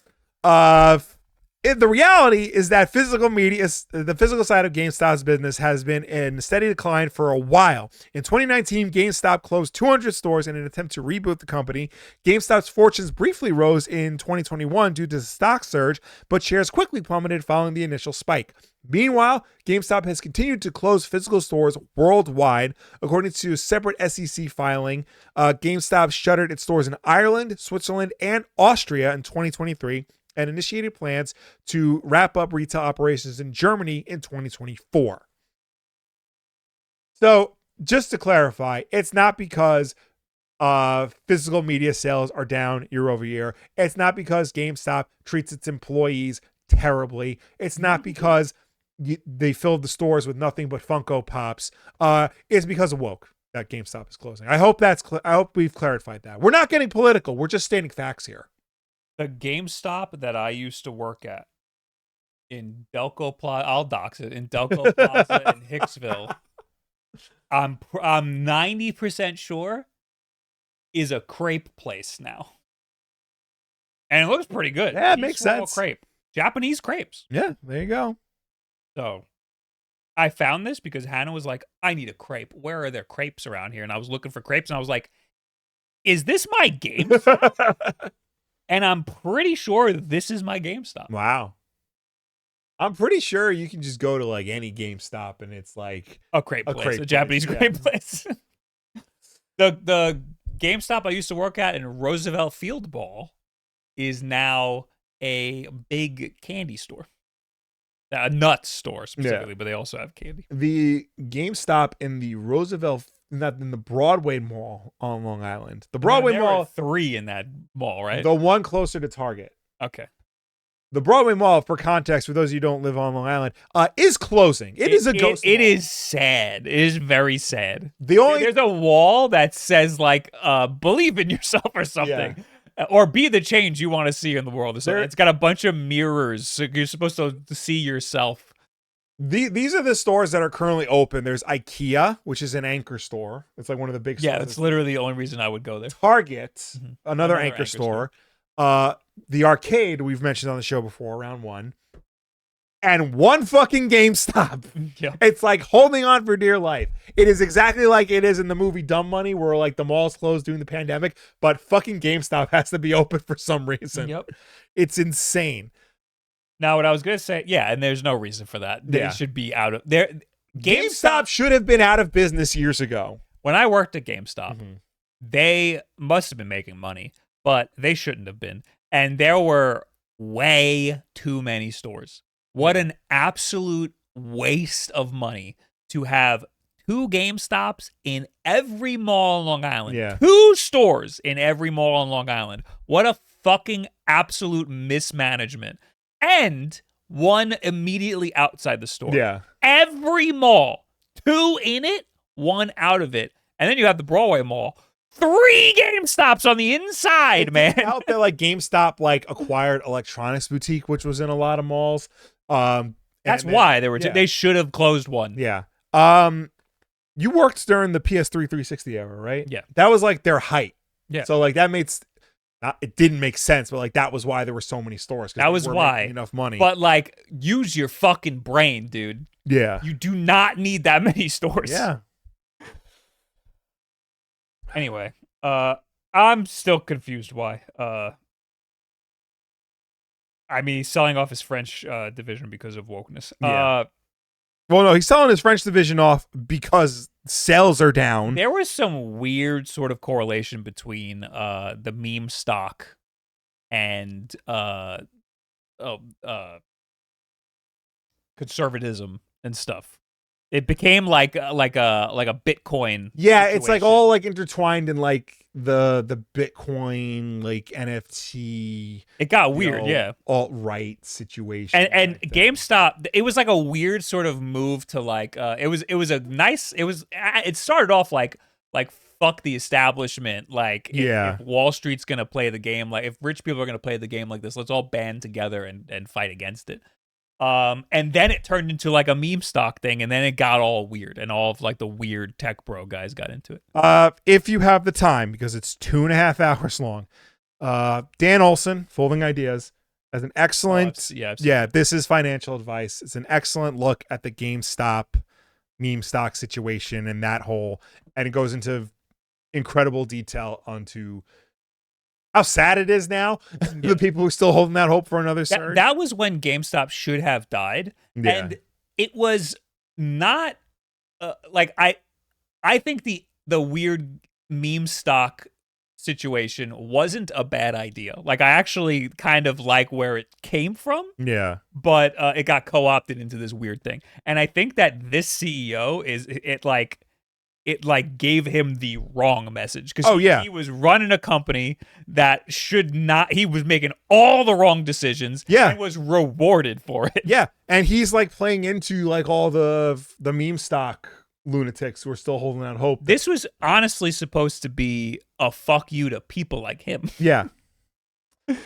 But no, no, like, that's the thing. Like people like Elon Musk and Peter Thiel and like the Winklevoss guys, like they all are super into like crypto and all that shit. So because it's a great way to rob dumb people. Yes. Honestly, we're podcasters. We know the Haktua girl. We should have talked to her about getting in on meme coin, but we missed that chance. All podcasters know each other. That's a fact. We have a club that you're not invited to. We've decided that we have the fix for all of that, and when we launch our meme coin, it'll be a good investment. Yes, it will not be a rug pull. For the audio listeners, we are smiling. I think they could hear it. Did COD tease a new Tony Hawk? There's a new. I think this already got announced. Not really, because like the Singapore ratings board like rated it, but before that, it leaked out that the next. Well, hold on, where are my notes? Science posted spotted in Call of Duty Black Ops 6 grind map. There's posters that say March 4th, 2025 in the Tony Hawk's Pro Skater font. Yeah. Tony Hawk's Pro Skater Twitter account, and retweeted by actual Tony Hawk, is a picture of him with the game date. This is good. So we are, and also all the dudes from So I mean, look, we'll find out next week. I think is March 4th, but like it looks like we're getting Tony Hawk's 3 and 4 remastered. So thank you, Microsoft, for finally doing something good with Activision. This will make you all the money. So. Hopefully. I'm happy. This is good.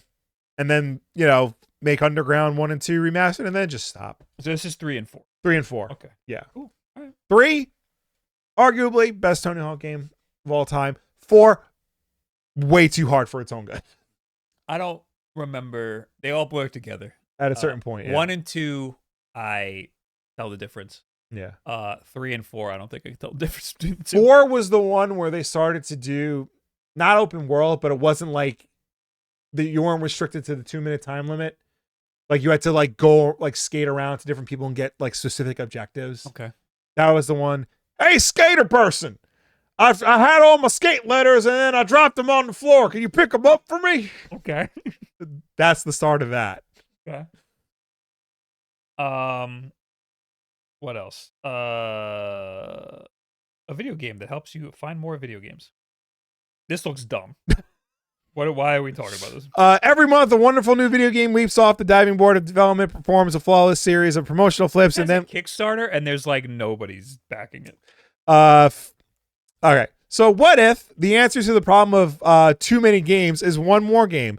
Ludoscene is a game recommendation engine that blends, in the words of designer Andy Robertson, dating apps, deck builder games, and texting texting with a trusted friend. Help us. All right. Last week, ahead of the Kickstarter launch, Robertson gave Polygon a tour of the prototype. Here's how it works. The app deals you one video game card at a time, each featuring a trailer, genre info, and an elevator pitch. Swipe up to toss the card away, or if you like the game, swipe the card down into your deck to favorites. As you fill the favorites deck with a handful of games you love, Ludoscene begins to make its own secondary deck. This one includes new game cards inspired by your picks. Robertson and his team are mindful of people not wanting to invite another algorithm into their lives and added a human element. The expert feature lets you plop established critics, journalists, and designers, each represented as their own card alongside your deck, with the app then merging the two to conjure a fresh set of recommended games. So it's basically like Tinder for video games. I don't hate the idea. I hate that it needs to be a money-making scheme. Like, it's a like, why is it a Kickstarter? You made it. It's there. I'm looking at it. He has it in his hand. Why is it a Kickstarter? I don't know. What are we kickstarting? It's there. You did it. Yay. This is a Steam add-on, is what it is. Put an ad at the top of the screen. Like, make it a website. Right. Just that could be a really cool website, not a product that you need to kickstart. Why Kickstarter? It says so on the Kickstarter. Okay. We don't want a corporate backer. We want Ludoscene to be free to use. Why does it need a corporate backer? Why does it need a backer at all? But we also want to pay experts for their curation with an upfront payment for their time and then share any profits. Kickstarter backing will set us up to keep Ludoscene independent. We will be able to make the right decisions for how it develops and grows. We will be able to be led by the gaming community and our users rather than advertisers or big business. As well as the money, Kickstarter is a great way for us to hear from you. We want to build a community and grant those people a say in how things evolve. Kickstarter is a great way to start that ongoing conversation. No, it's not. It's a bad idea. That's putting so much weight behind the expert, the human expert. Yeah. That I think is unnecessary, because the people who would be interested in this don't need that. They don't need that part. That's the part that is unnecessary. Well, I think having like an expert, quote unquote, is better than having like an algorithms like recommend games, because like if you need to pay them, not if you need to do a Kickstart thing. Well, no, because like you want to pay these people for their time and their effort to like come up with a list of games that they like to recommend to people. It's fundamentally not worth it. It's a dumb idea, and I did something similar with Nintendo. They did for a little bit. They had like a hotline. You can set up a meeting with one of their experts, and they would on the phone you would like tell them what games you like, and they would on the phone tell you what games you should play. Right. And I did this once, and the guy actually gave me a lot of good suggestions. And I was like, wow, that actually worked pretty good. So I'm not against the idea, but that's Nintendo and they have money to pay people. Right. Well, this guy doesn't have money to pay people. Yeah, he's like trying to start a company, and I think the whole idea of the company is stupid. I think this is very clearly like you make an app or a website, you put ads on it, and if it does well, then you can hire the human element. I mean, yeah, but like just putting ads on it isn't like gonna generate. If it's popular enough, yes. If it's popular enough, but like, who's to say it's going to be popular enough? If he wants to get it. So yes, let's gamble with real people's money. That's what a Kickstarter is you are gambling your money that their company will be good. Right. I don't like Kickstarters. I got a problem with Kickstarters. You got a problem with Kickstarters. Okay. Because it's like it's people. It sounds to me like people who are not confident enough in their product because they have to put it on you to gamble your money. No, I disagree with that. I think the concept of if it's independent enough, like if it's very independent, then I understand the need for a Kickstarter because those people don't have money. This app is created. It's there. I'm looking at it. You did it already. Yeah, but like at the same time, like, you know, getting a little bit more revenue to like maybe scale up, hire more people to like do bug fixes or testing to add features and stuff before like the full release of it. Like I understand the need for like, you know, scale a little bit more to go over the finish line. You know, so I'm not totally against the idea. For all we know, the stuff what he's showing in the video is not final. It's like a prototype, you know? So I think the business model is what I think. Okay. I don't think that Kickstarters are all bad, but I think that there are a lot of bad ones. There are a lot of bad ones. Ioneo should not be doing a Kickstarter anymore. They're a big company that sells a lot of products. Right. Not every single one of them needs to be a Kickstarter. Right. Genki does that too. I don't like that either. Yeah. I think that's dumb too. You gotta stop. You're a big boy now. You don't need the crowd's money. Right. You can set pre-orders on your own website if you really want to do that. But what about then you have like I mean, it is just a pre-order process at that point. It's like a way to market. That's like, you know, the HasLab situation, or like when McFarlane does like their high-end Spawn figures on Kickstarter. It's just a glorified Kickstarter. It's a glorified like pre-order because they're trying to see like, that's what I meant. You know, they're higher end products that need to hit a certain, you know, I forgot what the term is called. They need to hit a certain amount before it could be considered profitable to put into production. So they want to see if they can get that. Yeah. Before they put it into production. Except the last McFarlane Kickstarter was odd because like he basically said like he's going to have them shipped as soon as the Kickstarter was ended, which means like they had to already have been in production. Yeah. So like, why was he kickstarting? Yeah, that's just a pre-order. Yeah, that's just a pre-order at that point. Pre-orders are pretty much Kickstarters. Yeah. Kickstarters. The when Kickstarter started, it was here's a bunch of cool ideas for products that cannot be funded outside of crowdfunding. Right. Like there's not enough money to there's no investors. You are the investor. Yeah. And then it got co-opted into being like a glorified pre-order machine. Yeah. So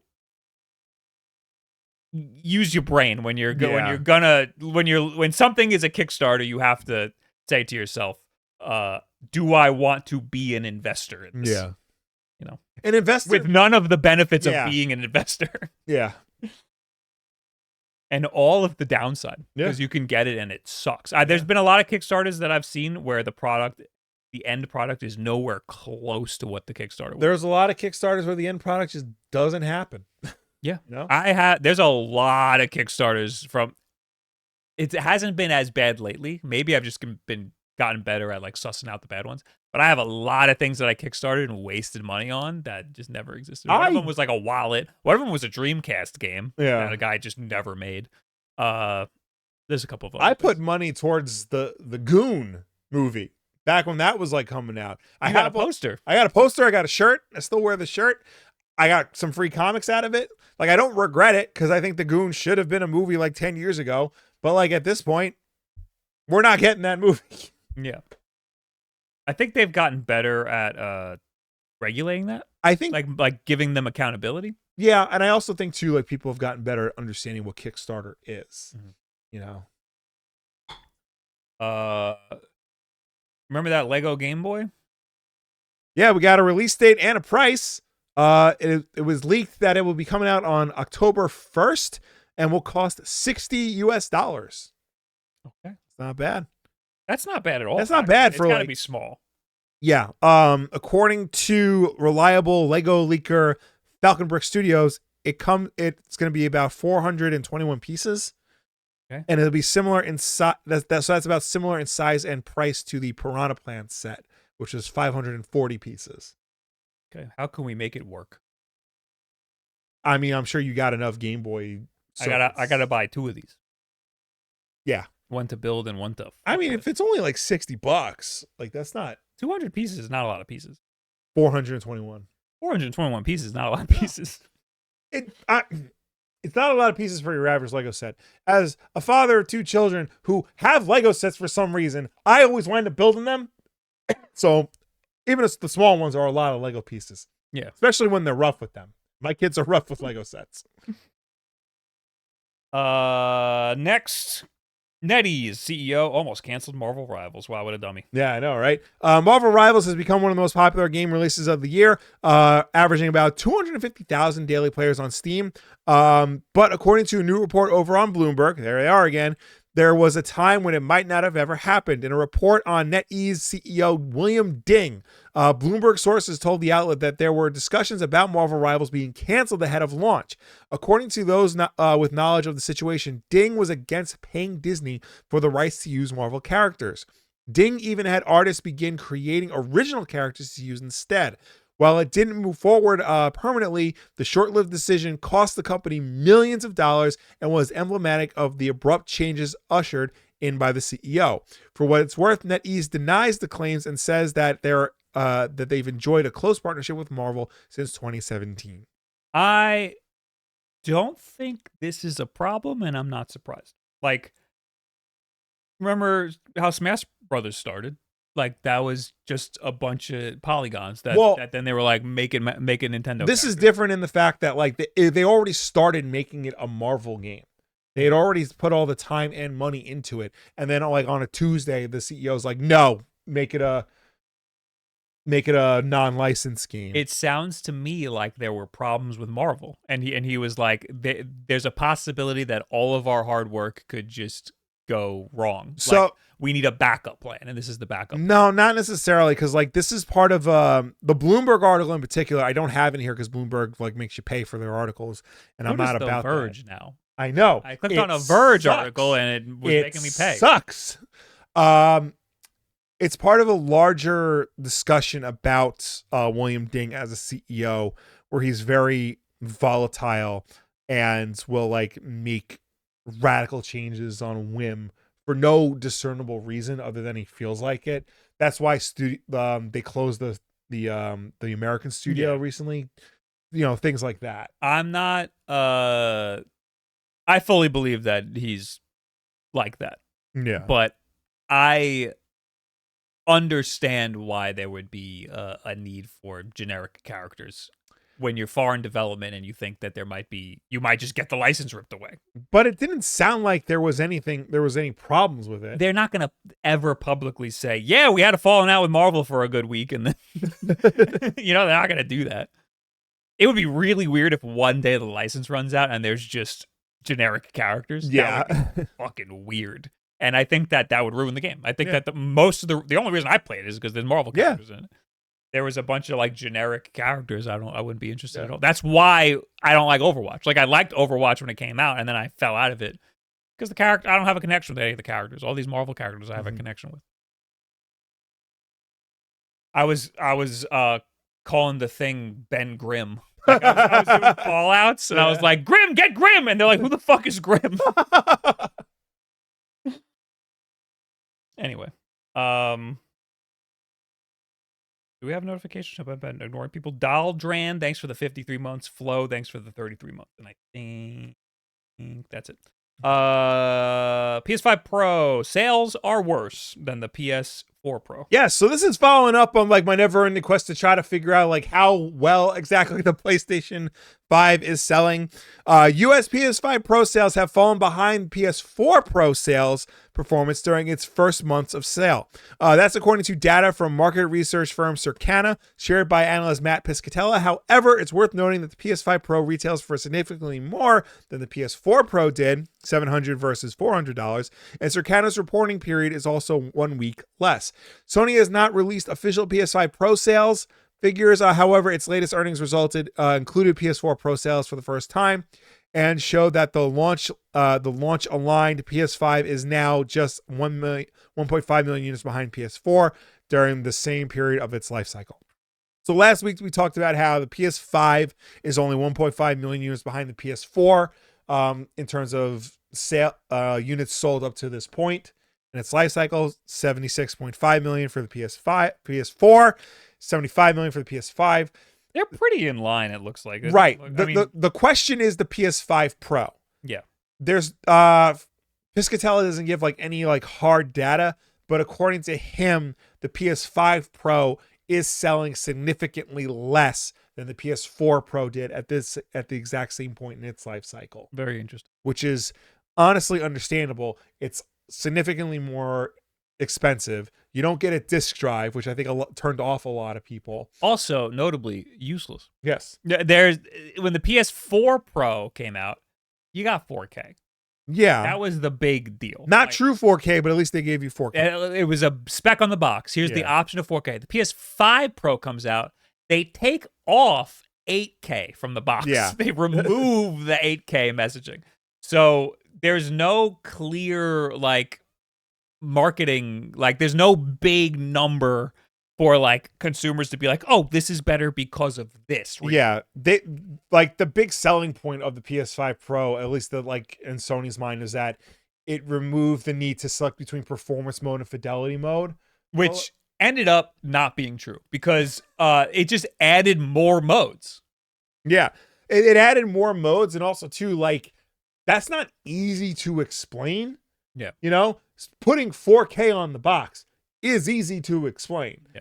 You know, discerning between performance mode and like fidelity mode when like they really were very similar to begin with, not really a good selling point. Yeah, they could say like better loading times or something like that, but the problem is that the increase in performance is so marginal that it really doesn't matter to the average person.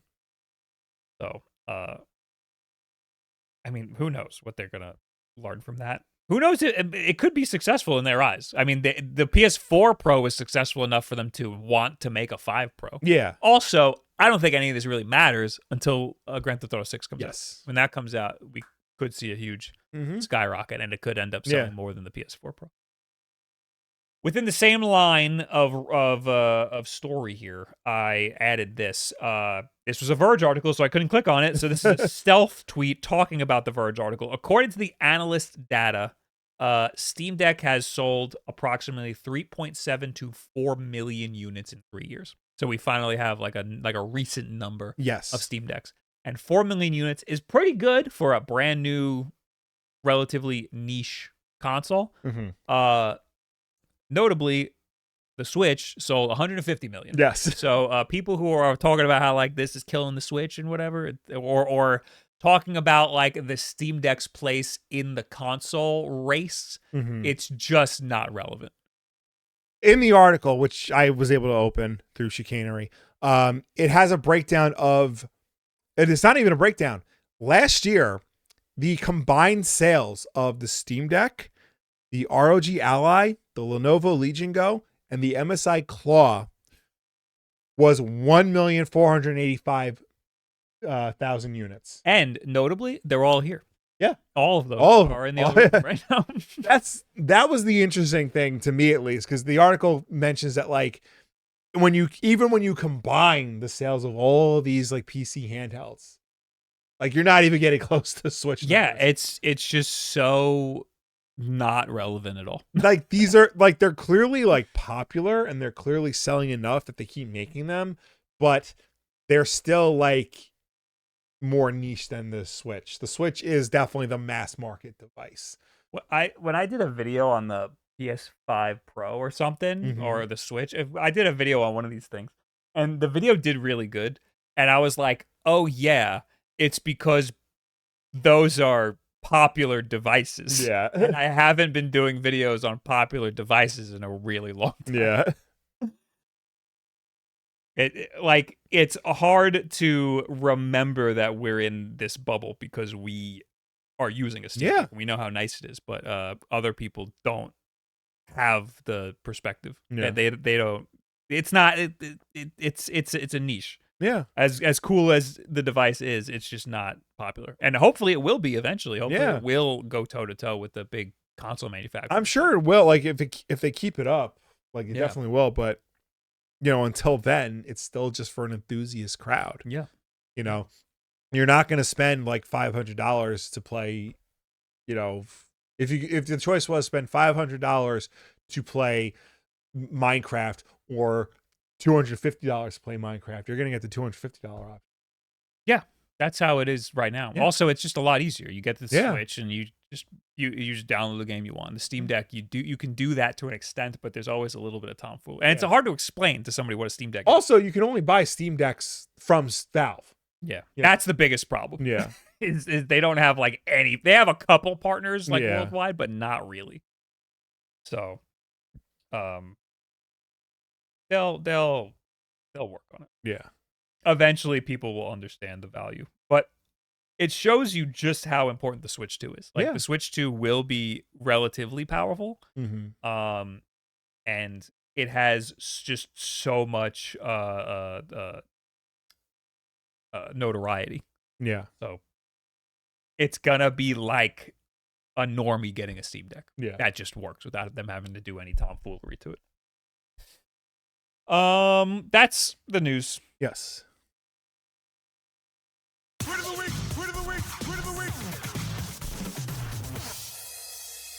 This one is Clone Robotics. Protoclone, the world's first bipedal musculoskeletal android. And it's creepy as all hell. Yes. And then there's a quote tweet that's Ropes to Infinity says, hope the guys making this thing are recording a bunch of increasingly ominous audio logs about the process onto individual USB sticks and scattering them around the facility. I love how like the next tweet is like an example. Yes. Martinez has been on my ass again about the kill switch code not being fixed yet. God, he won't shut up about it. I keep telling him it only takes a few days to fix after I get back from my skiing trip, and we'll patch it in after the machines go live. He never listens to me. Itchy, tasty. I had a project in college once where like I don't remember like what the exact like the details of the project was. A writing assignment, and I chose to pretend like I was a Black Mesa scientist. And every paper was progressively getting like more. I was basically doing like audio logs in paper form, and the last page was like handwritten, and like I presented it in a folder. And the next week, the teacher came in and said nobody understood the assignment. I'm like, all that hard work. You don't understand my vision. Shit, lady. Draco Saint says, "Are you happy?" Oh, this is last. We're now talking to you people. Last week's WULFF Den Podcast. Are you happy, Bob? I bought one of your mouse pads. I am happy, and you should too. At home, go to wolfdenapparel.com and buy something. Please help me. Here's a fun fact: Bob is never actually happy. So A good point. Yeah. I've been happy once. Michael the Beloved says, Will, how do you store your comic books or physical media in general? I like to collect comic books and physical media, etc. Physical games, etc. as well, but I always run out of room fast. Any tips? No, Stop. that's how you run out of room. That's it. Sell shit you don't like or you're not using anymore. There is no good solution to running out of space. Yeah, no, you will always run out of space. Like I have run out of space. I need to clear out a lot more things. Try to cut back. Only get the essentials. You can like organize stuff, but like there's a ceiling. Yeah, like, I'm canceling pre-orders for action figures left and right because like I'm realizing like I don't have a lot of the space I thought I did for these toys. Yeah, I see a lot of cool toys. Toys is the first thing I'm like, no, I have nowhere to put that because you don't want to store the toy. You want to you're getting it because it's cool. And you want to like display it. Yeah. But like even like my display cases, like I'm running out of room in those. I've had to buy shelves, and I'm running out of room on those shelves. Yeah. So it's always a struggle. Just focus on the things you like the most. Like with comics, don't buy everything. Just pick the series that you like the most and just follow those. Follow creators instead of books themselves, instead of characters themselves, and just refine what you collect till you get it to like just the essentials. That's my recommendation. Goovy Talks says, I read an article yesterday about the best comic YouTubers, and you guys showed up. Oh my god, in the top 10, which is so funny considering how old those videos are. And coincidentally, that's how I actually discovered you guys years ago. Oh my god! Wow, I would wonder what article that was, because real ones knew, but. 7 says, I believe physical books are popular because of the smell. You ever open a new book and get a whiff of that fresh paper? Or better yet, an old yellowed book that somehow retained its barky aroma. Nothing like it. Yeah. I don't like what you said. I mean, when you say it, yeah, it sounds I didn't like that. But like, yeah, no, there's like that old book smell. Like there's something to it. It's like new car smell. There's something to holding in, yeah, touching in, smelling it. Yeah. I get it. I mean, like, back to the other guy, like, you know, collecting comic books, digital, man. You don't have to worry about space. It's all in the nebulous cloud, and then one day Amazon will just take it away from you. Yeah. Yep. And you don't actually own anything. Yep. It relieves the burden of owning things. Yeah. Charlie Fenn says, so this is a question that has come up recently. You are all for games preservation. Uh-oh. How do you feel about us preserving bad games? What? Last week, 3 more of the old Tomb Raider remasters were released, with one in particular being known for being awful. I would even go so far as to argue only one of those games is actually worth playing, but I'm interested to know what you guys think, especially as they are trying to restore cut content and fix controls too. Do we just leave bad games in the past? No. I'm mad I can't play Sonic 06. That's like one of the worst games of all time. And there's a piece of history there. Like, I want to play that game, and it's impossible to get. Like, obviously, like, the best forms of art, not just video games, but like movies, television shows, like music, literature, the best forms of that will always rise to the top and will always be available. However, there is value in keeping around bad art in order to learn from it, study it, examine it, and figure out why that failed so that the next version doesn't fail in the same way. Plus, it's all subjective. Like, it could be terrible, but like somebody could find something. Like, think of it this way. Like, the 80s Dune movie, the David Lynch Dune movie, is not a very well-liked movie. It was not critically well-received. People don't, held that version of Dune in high regard. David Lynch hated it. But it's still accessible. You can still view it. And when it came time to make the new Dune movie, you can look at the mistakes of the past to learn from it and make a better form of art. The new Dune movies are incredible. And I think because we had the bad version, we could learn from it and make a good version. That's an example of that. So, yeah, bad games, like, there should be preserved in some form or another. Maybe not, maybe there's less of a priority, but there should be some form of accessibility to it. Productivity earlier said something about, because we were shitting on Kickstarters, he said something earlier about the MCon controller, which is that mobile game controller that like slides out like a mobile sidekick. Because that's a Kickstarter. Yes. And what I think about that as a Kickstarter. I'm worried about that because it's just a guy on YouTube who designed the MCon, and then he partnered with a company to make it. Yeah. And then the company Kickstarted it. So he's just a guy who needs funding to make that. So I understand it. I hope the company is doing good by him.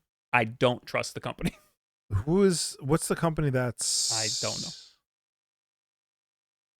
Because remember, we looked at the Kickstarter and I was like, what's... Because the name on the Kickstarter is not the guy who designed it. Dale Backus?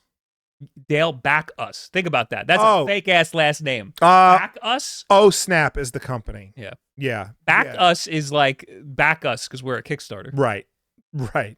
No, they've done successful Kickstarters before, though. Like the thinnest MagSafe wallet, the thinnest MagSafe like puck holder thing, things like that. This is a little bit more advanced from what they've been doing. Yeah. But like, I don't know, maybe they got what it takes. Yeah. I kickstarted it. Yeah. I'm supporting it because I think the idea is good and everybody won't shut up about it. But I'm worried about there being a company just swooping in on the popularity. Right.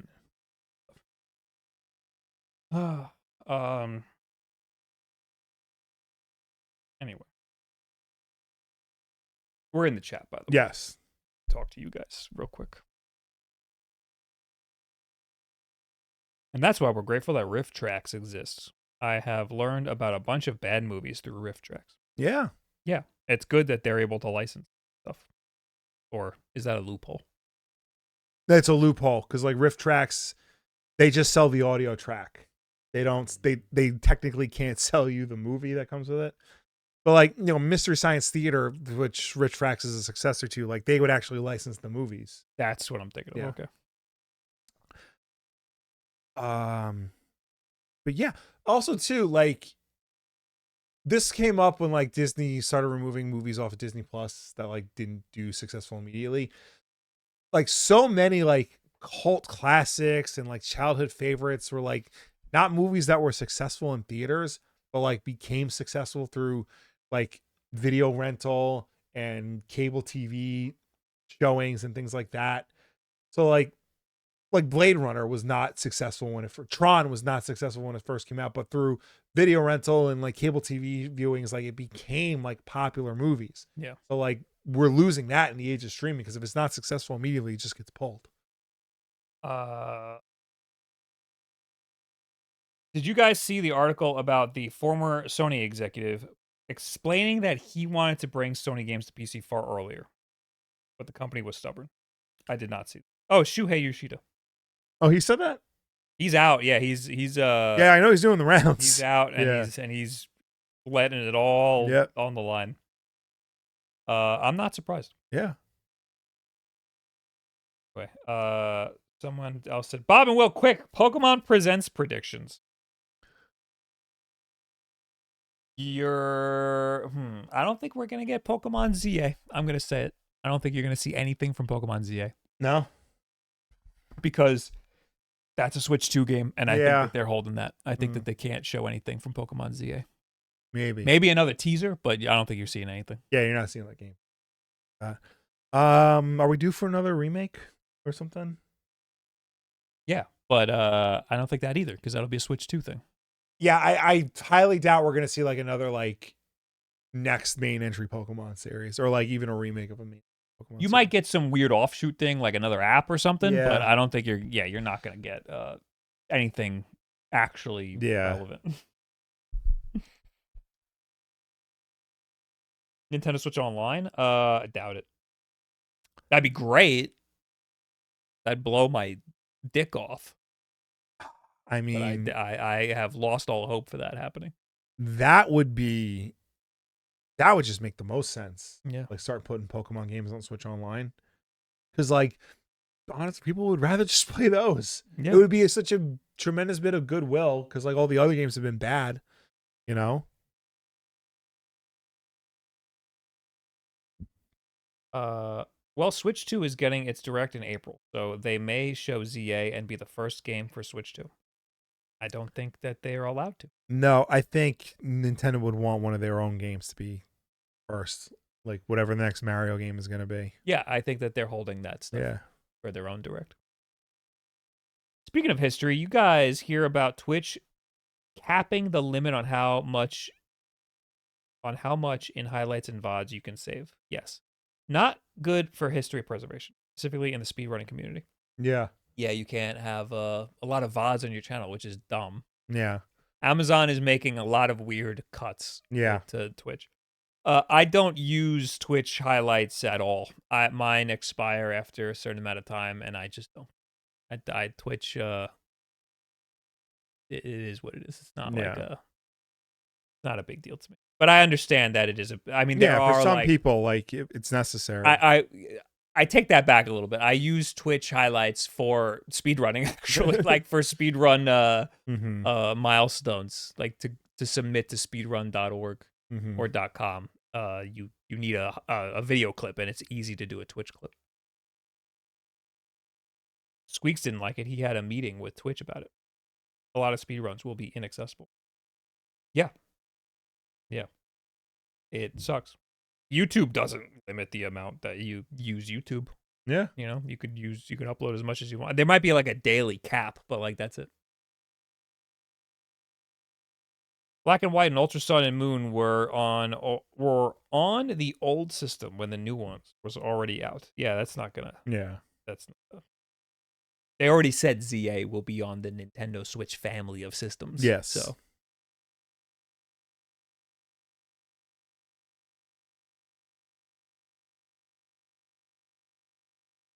So, Will, what is your hot take about Phil Spencer had great concerns about charging developers for external purchases? Bill Schiller, head of the App Store, testified in court on Monday in the case of Epic versus Apple.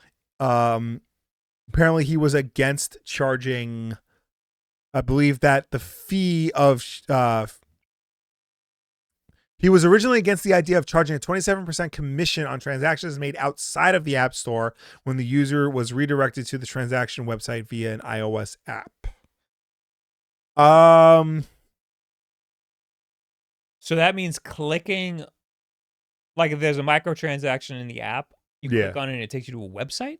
Is that what he's talking about? I believe so. And they charge for that? Yeah. Okay. I mean, maybe he's just trying to save face. I feel like he's high up enough where he would just be in line with whatever the company decides to do. I don't know. Seems fishy to me.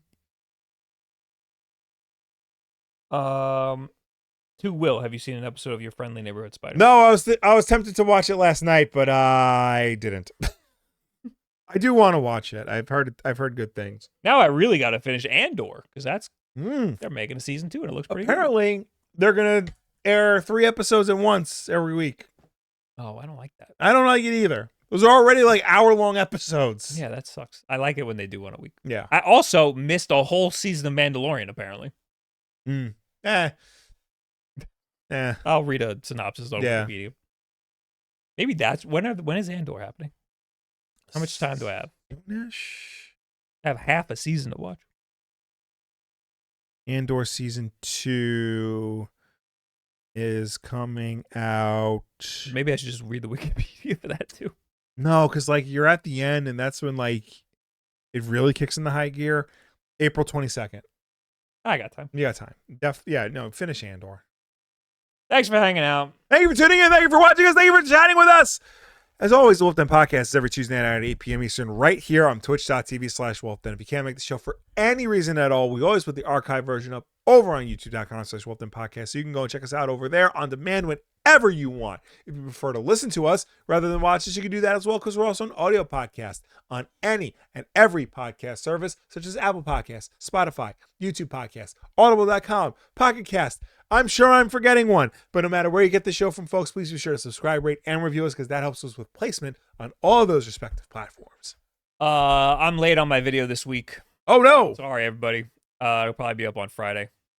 And then Thursday, I'll have a stream. I got to play with the MSI Claw 7. Whatever. Yeah. Goodbye, everybody.